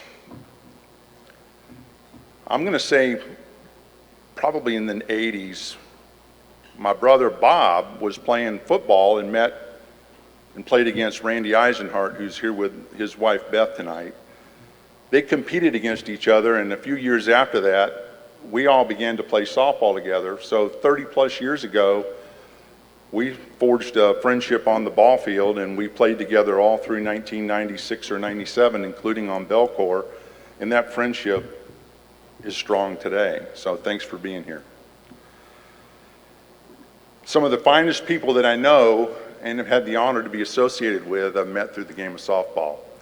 In 1994, I had the opportunity to be the speaker to introduce Pat and Woody Bell at their induction into the ASA Hall of Fame. It was an honor to do that, and it's an honor to be here tonight. Woody's gone, Pat's still here, and if you knew Pat and Woody, we always talked about Woody's team, but if you knew Pat and Woody, you knew it was really Pat's team. I've had great teammates over the years. Many of them I've got very close relationships with today. But surprisingly, some of the best friendships I have are with those of the men that I competed against. You form a bond with those that you're teammates with. You invest so much time, weeks out of a year. You might spend 3 or 4 days, 15, 16, 20 weeks a year with your teammates, but they kind of change over the years. But you compete against the same group of folks over a long period of time. I want to say a special shout out to Mike Masinko if he's watching. Mike, you set an example for all of us. You're a great ambassador to the game of softball. You connect one era to the next. You work tirelessly at that, and that's something I think we can all take notice of, because in today's world, there's so much to be divisive about. It's just time that we start looking for investing in one another and find things that we can have in common and share together, and we'll all be stronger for that. I want to take a moment and I want to tell the story about the Taylor family. Many years ago, they had 2 daughters, and they invested in Shane and Shanna, my wife. They traveled all over the state of Arkansas and all over the Midwest, and they invested in their daughters. Girls slow pitch softball, they didn't have fast pitch back then, and they competed at the highest levels. they had fast pitch. I wasn't aware of it for the girls back then. I'm sorry if I'm... But I met my wife, and we began to play co-ed together. But what's interesting is the legacy that comes from that. Sitting over here in the audience is my 10-year-old great-niece, Emma. She travels around the country now, playing in the 12 and under division as a catcher on a traveling team. So she's not in the 8th grade yet, but she might be one to watch for down the road. You know, we talk about the people that make an impact, and I could mention a lot of names, but I'm sure that I'd miss a few. What I do want to talk about as a player, it's different because you need people that will invest in you in time so that you can work and hone your craft. Many people have the ability to play at the highest levels, but not everyone's given the opportunity. So when you are given the opportunity, it's up to you to cash in on it. Well, in 1983, Larry Lawson gave me that opportunity. And Larry Lawson is also an example of someone that had a generational connection because his mother and father sponsored a team. And Larry continued that. And he made it a family effort. His mom and dad would actually fix sandwiches for us. They'd buy lunch meats and things so that when we played tournaments, they would basically fix us lunches all day long while we played.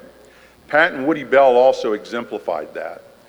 Well, I walked away from the game in 1997 and only played a little bit for the next 10 years, but I met Audie and Kurt Hollis about 10 years ago. And this kind of brings this whole legacy and generations things back full circle. Audie's youngest daughter, Ansley, is now married to my oldest son.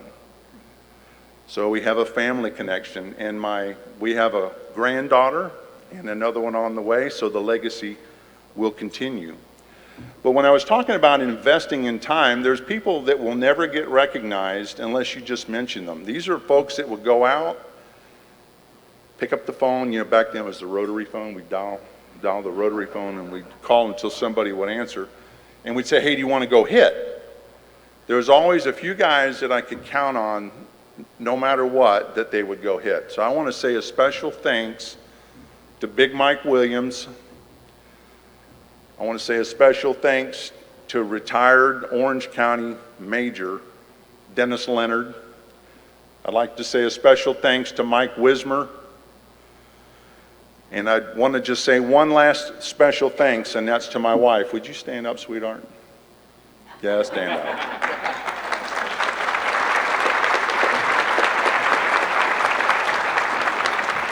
You know, it's kind of scary.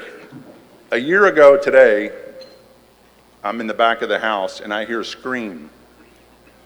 And I come running out and ask, what in the world is going on? And she says, you've just been named a 2017 inductee. And I said, what? How did I get nominated? And then I thought, you knew about this? She said, yes. And I said, how long have you known about this? Well, about a year. And I got to thinking, I'm honored, I'm humbled, but you can keep a secret that long?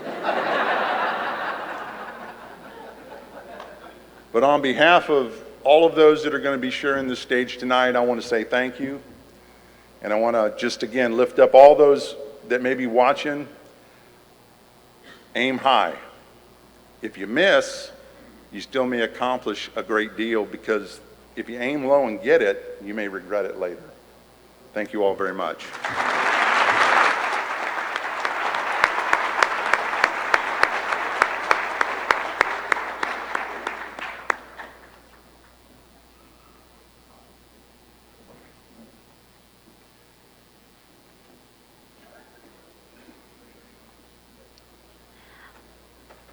Our next inductee is a 6-time All-American who was touted for his strong defensive play at second base. With a career at the major level that spanned 15 years, Rick Minton was a spark plug and vocal leader of the legendary Decatur Pride. A 6-time All-American, he collected 2 men's major national championships, his first in 1994 and his second in 1995, and was a member of the Pride that earned 2 men's 40 and over national championships in 1999 and 2000. With his quick glove, great anticipation, and accurate arm, Minton was a renowned defensive magician at second base, with play so steady that it earned him a spot on 4 men's national team rosters. Twice, Minton earned a Pan American Games silver medal, one in 1987 and one in 1991. And in 1988, he was a member of the last gold medal winning United States team at the World Championship. He was also named to 3 U.S. Sports Festivals teams, earning a silver medal finish at each appearance. Tonight, Rick Minton becomes a member of the National Softball Hall of Fame, now and forever. Ladies and gentlemen, Rick Minton.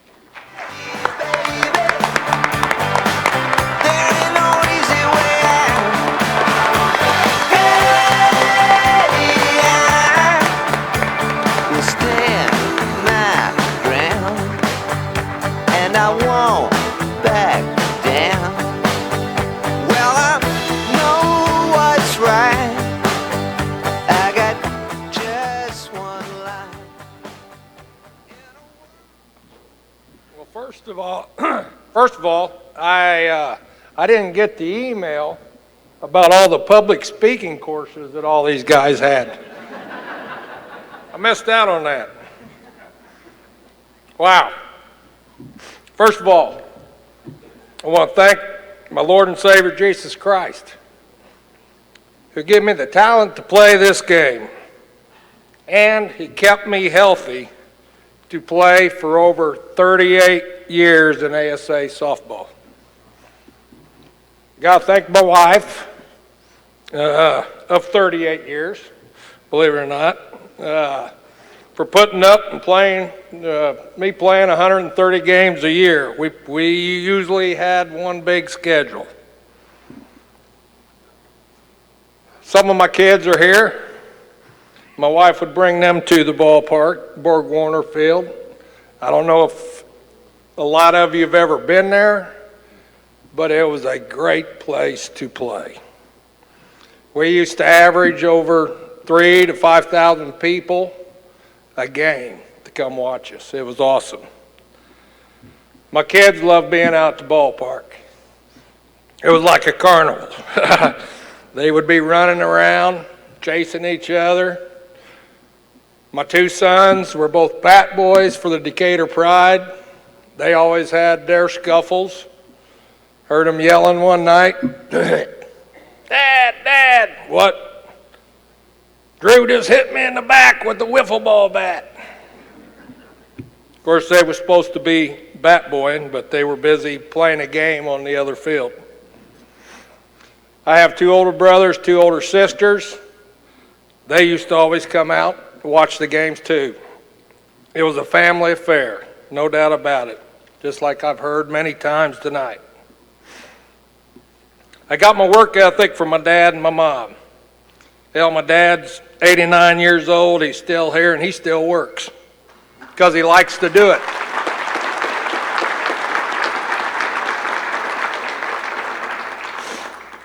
I had great coaches when I was growing up playing ball, all the way through youth league, all the way up through high school. One of those, Boyce Pickett, rest in peace, was a real strong fundamentalist. You had to catch the ball, you had to throw the ball. It's a real easy game. His son, Jamie Pickett, was one of the first guys that got me started playing fast pitch softball. I played slow pitch for 3 years. My dad, we lived right next to a park, and they were out practicing. And we had just won the 1980 Class A state slow pitch championship. And these guys were playing Class A fast pitch softball, Herbert Trucking, and they said, you need to play this game. From that point forward, I started playing fast pitch softball and fell in love with it. Another guy was my high school baseball coach, Ray DeMolin. He was a hardcore fundamentalist, driving into you. You know, you take 150 ground balls a day, making throws, fielding it right, doing the proper things every time. One of his players that's here with me tonight, one of my best friends, Matt Tyner, who is head baseball coach now at Towson State in Baltimore. He strived to be the best, to work hard. There's only one way to get good, and that's to play the game hard. Another thing, he'd never let you slack when it worked. Wow, this is a great feeling.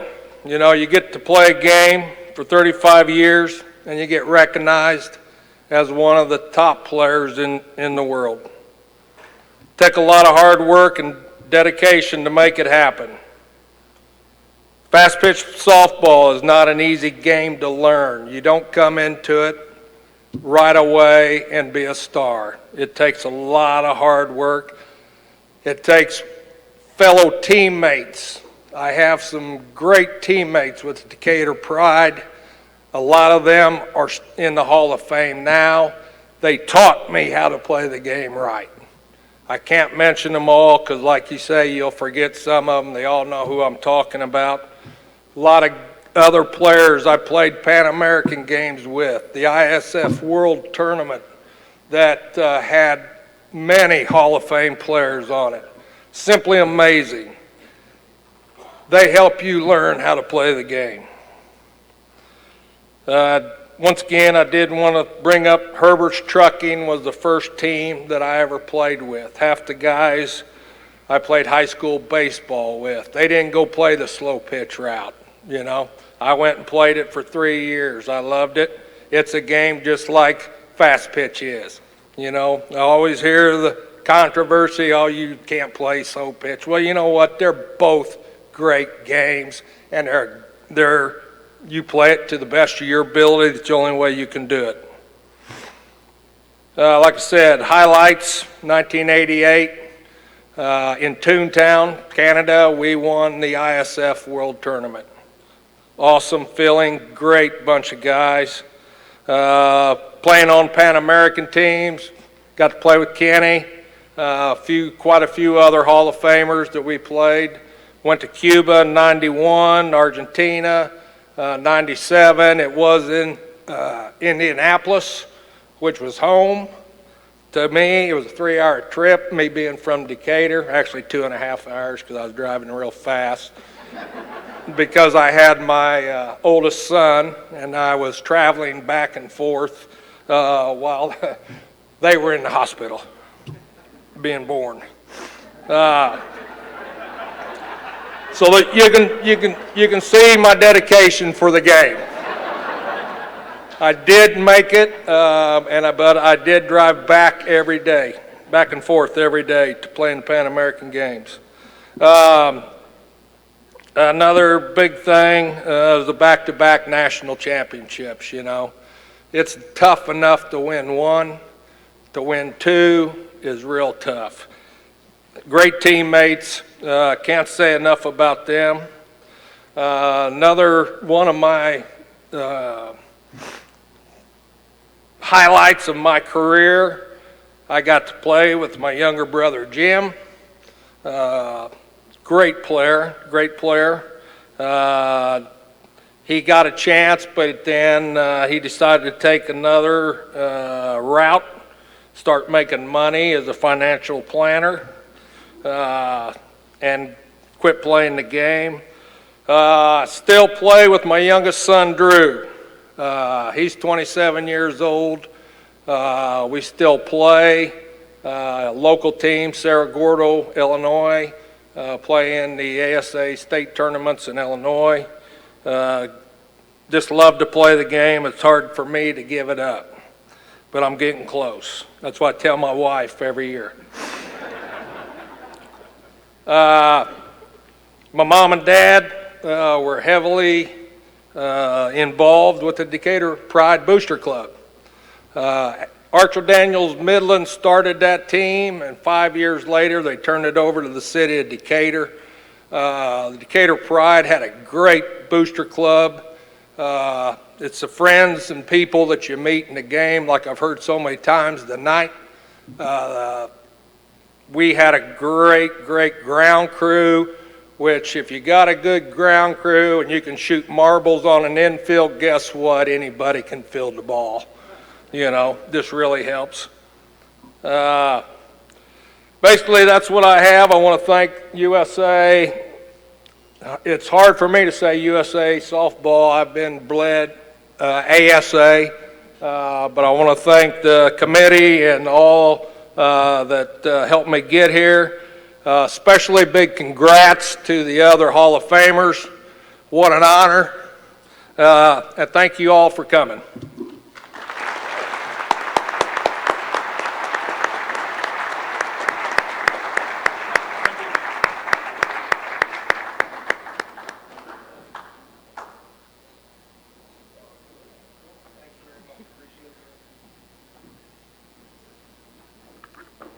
He must have missed the email where I gave all the tutorials on how to public speak, but it's all right. He did a great job. Our next inductee was one of the most fundamentally sound players on the field. Best known for his rock-solid defense, clutch plays, and aggressive base running, Robert Bob Quinn was one of the most fundamentally sound players on the field. A key player on the legendary Ray Bustos Cardinals and later the Franklin Cardinals, Quinn earned 4 national championship titles during his 15-year career. Regarded as one of the best middle infielders in the game, he also made a name for himself as an offensive igniter. A 2-time All-American, Quinn received softball's highest honor in 1979 when he was chosen as a member of the men's fast pitch national team, which would go on to win a silver medal at the Pan American Games in Puerto Rico. He would follow with the bronze medal at the 1984 World Championship in Midland, Michigan. In addition to his Team USA and All-American accolades, Quinn was also selected to 4 All-Star Series during his playing career. His teammates would say his greatest attribute was that when the game was on the line and you needed a big play, Quinn was your guy.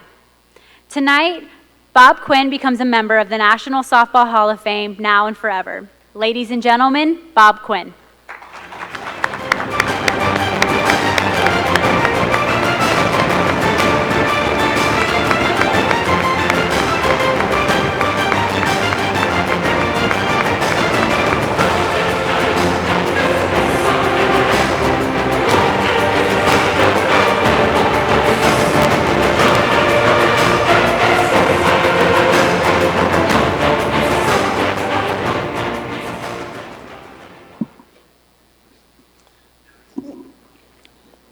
Thank you very much. I'd like to congratulate all the other inductees this evening, especially the fast pitch players, Evans Telegatis, Rick Minton, and Coach Candrea. Thank you so much for everything you've done for this game, which is, as Rick mentioned, is not an easy game to play.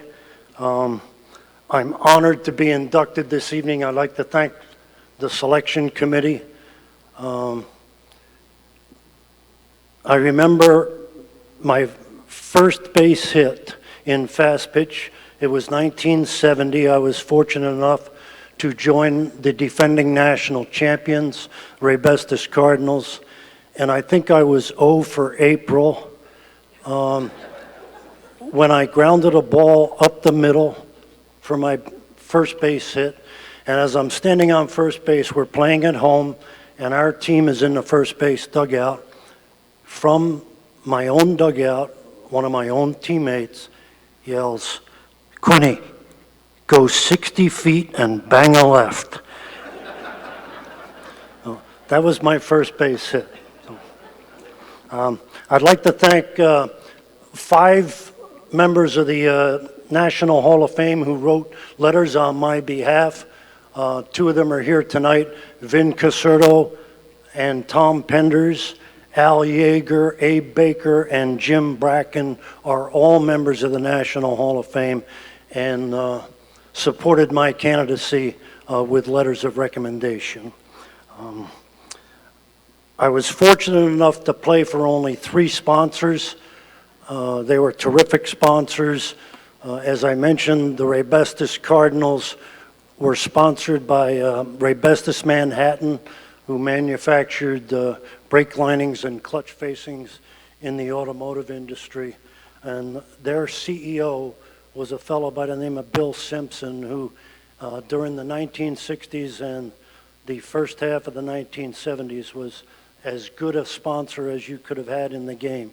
He also sponsored the legendary Ray Bestis Brakettes, women's fast pitch fame, who won more national titles than any other team in the country. In 1973, Ray Bestis dropped sponsorship of our squad.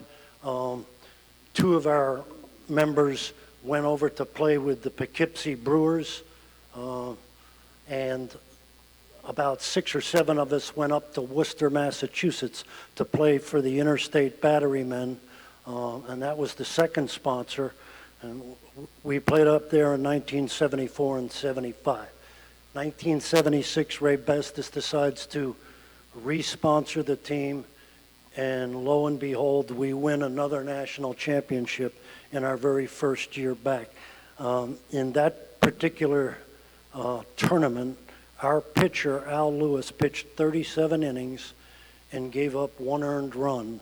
And to this day, we played errorless ball the entire tournament, and that's a primary reason why we were able to win our 4th title in 7 years. That was a tremendous thrill. I'd like to pay tribute to my parents who are no longer with us. They were 2 of my biggest fans. They even went down to San Juan, Puerto Rico to sit through that entire Pan American Games tournament, half of which was played during the day in that heat, if you can imagine, in the month of July. They were thrilled when we played a night game, and they weren't sweating bullets in the bleachers. I had 2 brothers. My older brother, John, who used to beat me up pretty good on the wiffle ball field. Not only was he bigger and stronger, but he was a left-hander, and it was difficult to bat against him. John is no longer with us. My younger brother, Dan, came all the way from Tucson, Arizona, like Coach Candrea did, and he's with me here tonight. But we spent hours in that backyard playing wiffle ball, honing our skills. My father wasn't particularly pleased when the wiffle ball went rocketing through the dining room window in 1957, but he did get over it eventually.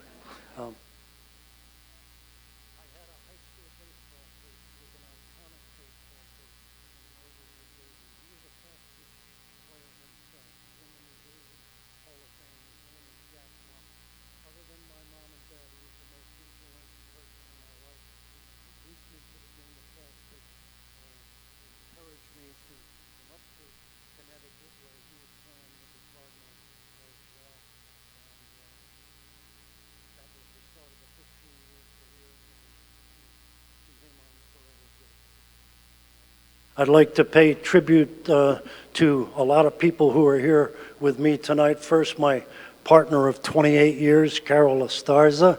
She's here.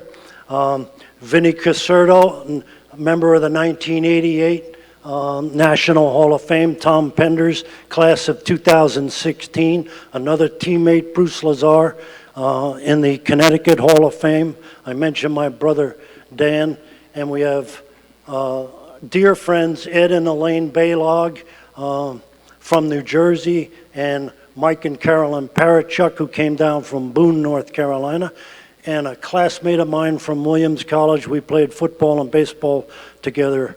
Yogi Sanadonata drove up 3.5 hours from Sunset Beach, North Carolina, to be with me here tonight and to celebrate. And I'm thrilled that they're all here.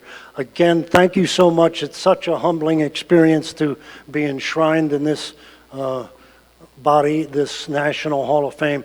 And I'd like to pay tribute to Cody Warren, who handled the logistics of this entire evening.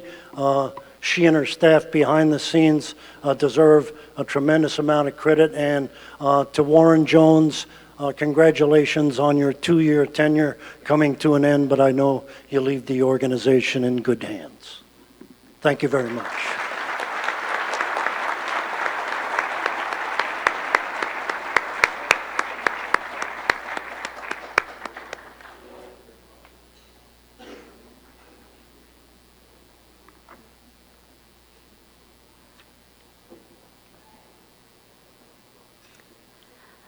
Our next inductee was a legendary competitor in 16-inch softball. Regarded as the greatest clutch hitter and a tough player in 16-inch softball, Willie Steamer Simpson was one of the last guys you wanted to face when the game was on the line. Always clutch at the plate, Simpson is a 6-time All-American, a 10-time national champion, and 2-time MVP of the men's 16-inch national championship. Spending most of his career with the Bobcats out of Chicago, Simpson helped his team come out of the losers bracket in the 1979 national championship, including 7 straight wins on Championship Sunday. Finishing his playing career after the 1988 season, Simpson's loyalty to team play was reflective in his tenure with the Bobcats. When asked what his strong points were, he simply replied it was his team mentality, noting, "I got a lot of clutch hits, but you know, somebody has to put you in that situation. There were always guys who were on base ahead of me. It takes 10 or 11 guys to play a softball game." Tonight, Willie becomes a member of the National Softball Hall of Fame, now and forever. Ladies and gentlemen, Mr. Willie Simpson.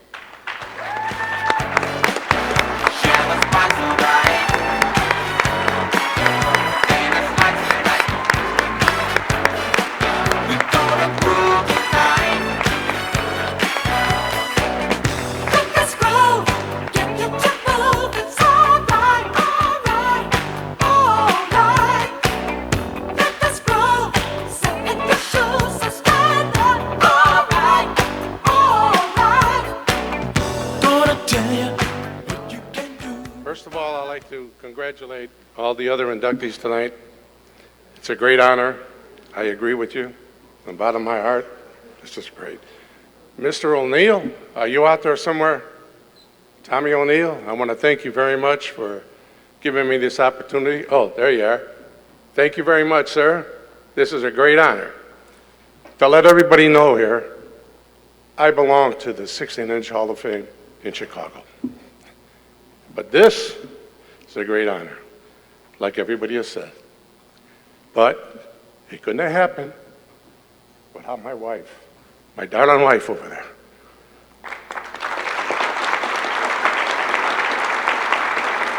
And it's going to be 50 years. How in the world she stuck by me, I have no idea. I want to thank my son and his wife, my daughter and her husband, my grandkids over there, my niece and nephew, and my darling brother. I want to thank everybody for being here. That's it. Good night.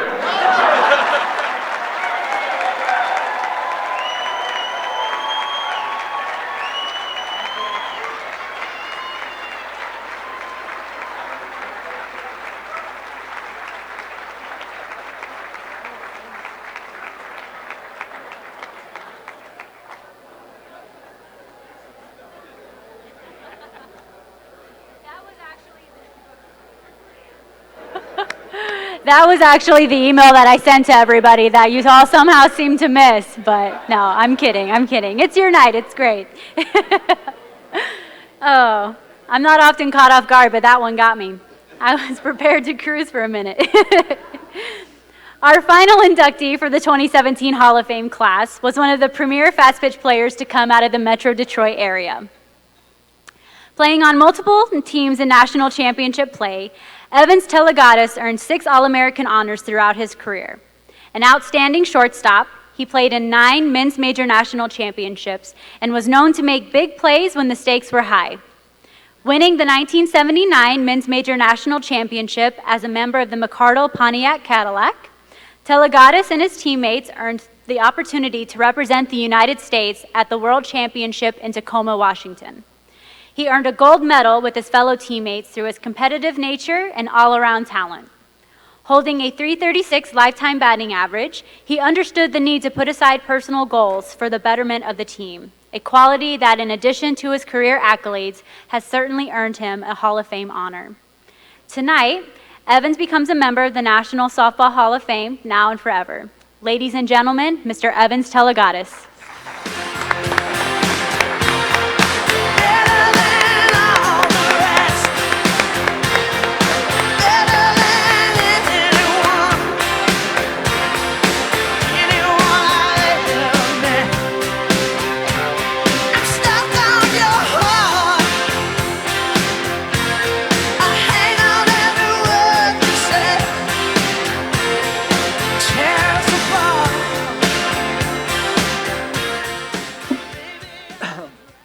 Well, thank you very much. Obviously, this is a great honor. I know this has been a long night, but I'm going to take advantage of this 5 minute of fame right here. First of all, I'd like to thank Stu Alderman for your help, and obviously special thanks to Warren Jones. Warren and I go back a long way. We used to play our regional championships back in Ashland, Ohio, and they were very good hosts. They let us win just about every year.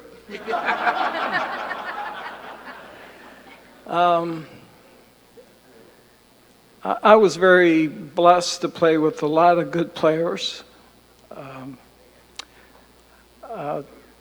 Two really Hall of Famers, all time, I believe.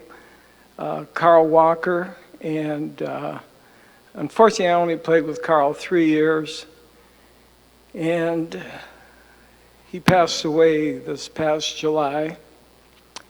And Bonnie Jones, pitcher Bonnie Jones. Carl Walker was the Babe Ruth of fast pitch softball. He used a 38-ounce wooden bat, and he hit the balls longer than anybody I've ever seen, and more often than anybody. He was just an awesome player. And our pitcher, Bonnie Jones, who I played with from 69 to 76, and prior to that, he had won the 61, I think they called it back then the World Championship, and he was the most valuable player there. Then 64, he won the Nationals and was the most valuable player there. And then in 70, we lost our opening game and went into the losers bracket, and he pitched all the games in the losers bracket. So for us to get in the championship game, we had to win 3 games in 1 day.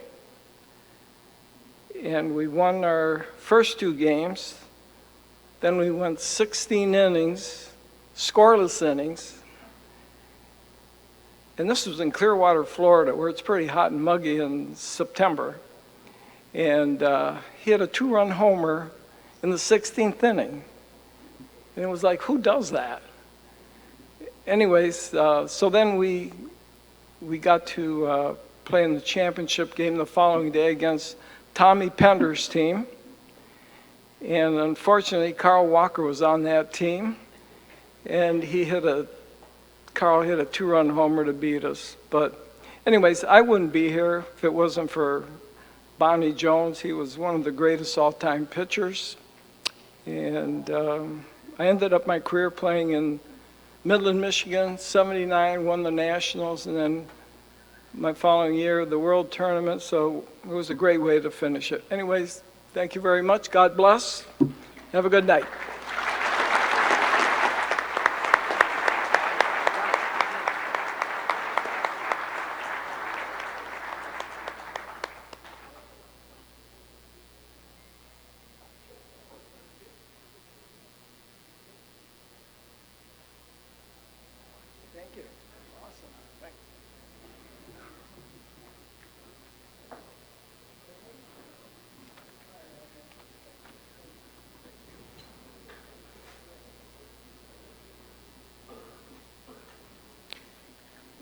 Good evening, everyone. There's one word to describe this evening, and that's wow. What a fantastic evening, hearing the stories and memories from years of outstanding play and commitment to the game of softball. Let's give our 2017 Hall of Fame class one more round of applause.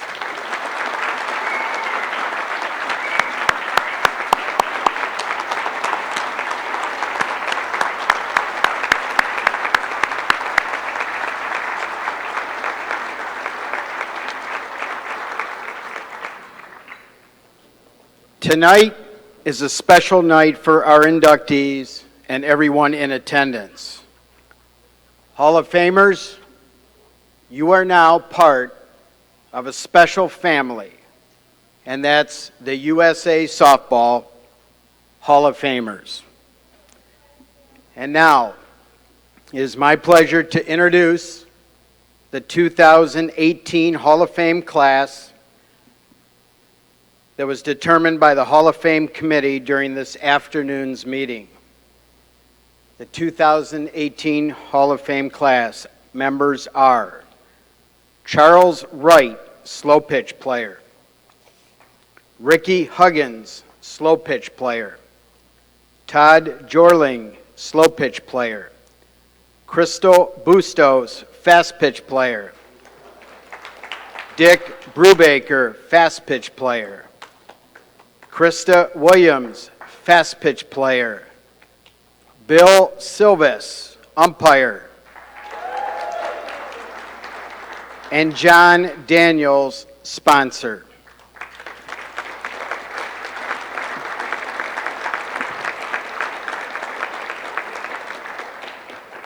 I would be remiss if I did not thank one other special person here tonight.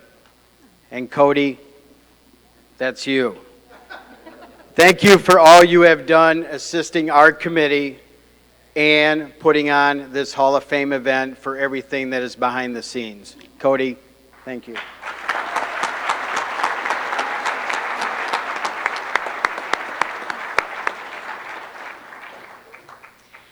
Congratulations again to our class of 2017 and to our newly announced class of 2018. And I want to thank all of you for sticking with us and attending tonight's banquet.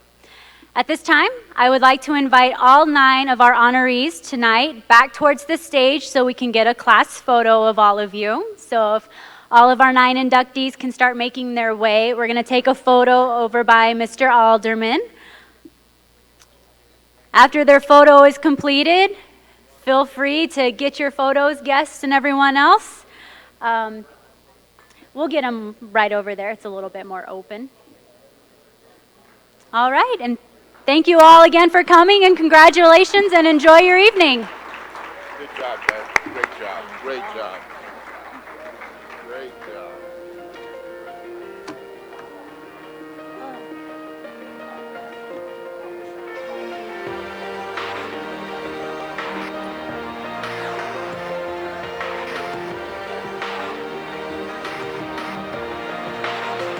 Yeah, you can be the greatest, you can be the best. You can be the King Kong banging on your chest. You can beat the world, you can beat the war. You can talk to God, go banging on his door. You can throw your hands up, you can beat the clock. You can move a mountain, you can break rocks. You can be a master, don't wait for luck. Dedicate yourself and you go find yourself. Standing in the Hall of Fame. Yeah. And the world's gonna know your name. Yeah. Cause you burn with the brush flame. Yeah. And the world's gonna know your name. Yeah. And you'll be on the walls of the Hall of Fame. You can go the distance, you can run the mile. You can walk straight through hell with a smile. You could be the hero, you can get the gold. Breaking all the records they thought never could be broke. Yeah, do it for your people, do it for your pride. Are you ever gonna know if you never even try? Do it for your country, do it for your name. Cause there's gonna be a day when you're standing in the Hall of Fame. Yeah. And the world's gonna know your name. Yeah. Cause you burn with the brush flame. Yeah. And the world's gonna know your name. Yeah. And you'll be on the walls of the Hall of Fame. Be a champion. Be a champion. Be a champion. Be a champion. On the walls of the Hall of Fame. Be students, be teachers, be politicians, be preachers. Yeah. Be believers, be leaders, be astronauts, be champions, be truth seekers. Be students, be teachers, be politicians, be preachers. Yeah. Be believers, be leaders, be astronauts, be champions.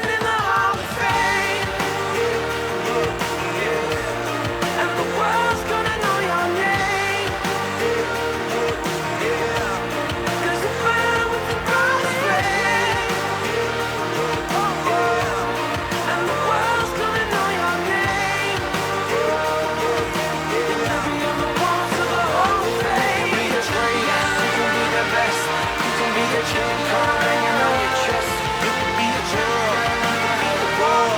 You could be a jacket hanging on your wall. You can be a teardrop, you could be the clock.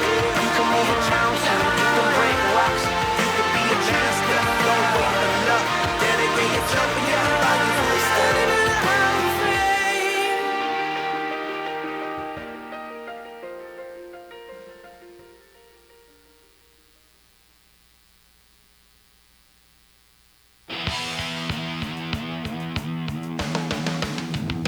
Try to be best, cause you're only a man, and a man's gotta learn to take it. Try to believe, though the going gets rough, that you're gonna hang tough to make it. History repeats itself, try and you succeed. Never doubt that you're the one, and you can have your dreams. You're the best around, nothing's gonna ever keep you down. You're the best around, nothing's gonna ever keep you down. You're the best around, nothing's gonna ever keep you down.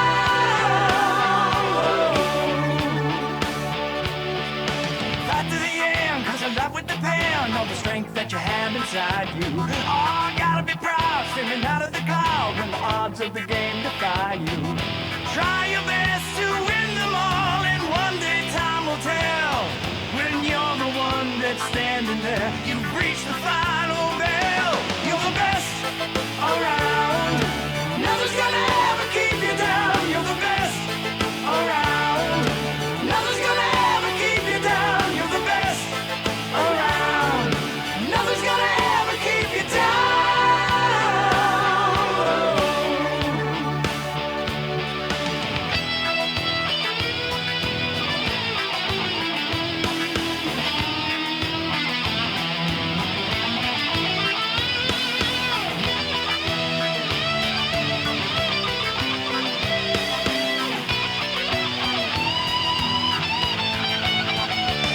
You're the best around, nothing's gonna ever keep you down. You're the best around, nothing's gonna ever keep you down. You're the best around, nothing's gonna ever keep you down.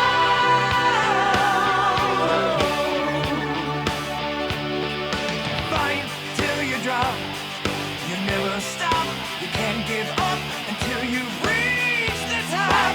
You're the best in town. Listen to that sound. A little bit of all you've got could never bring you down. You're the best around, nothing's gonna ever keep you down. You're the best around, nothing's gonna ever keep you down. You're the best around, nothing's gonna ever keep you down. You're the best around, nothing's gonna ever keep you down. You're the best around, nothing's gonna ever keep you down. You're the best around, nothing's gonna ever keep you down. You're the best around, nothing's gonna ever keep you down. You're the best.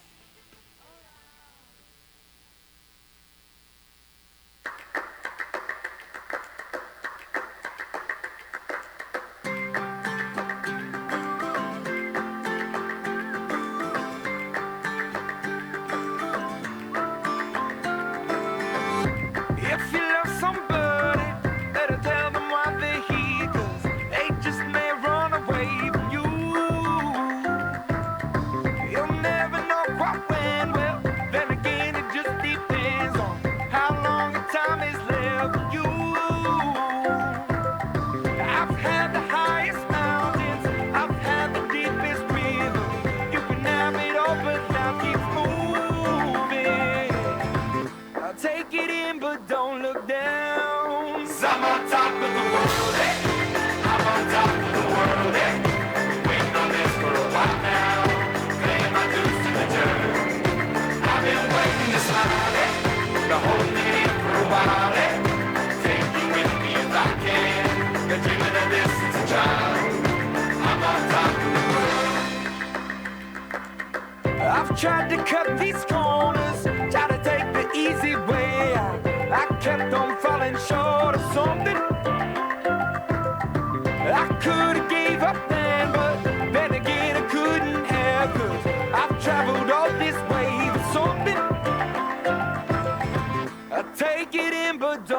down. 'Cause I'm on top of the world. Hey.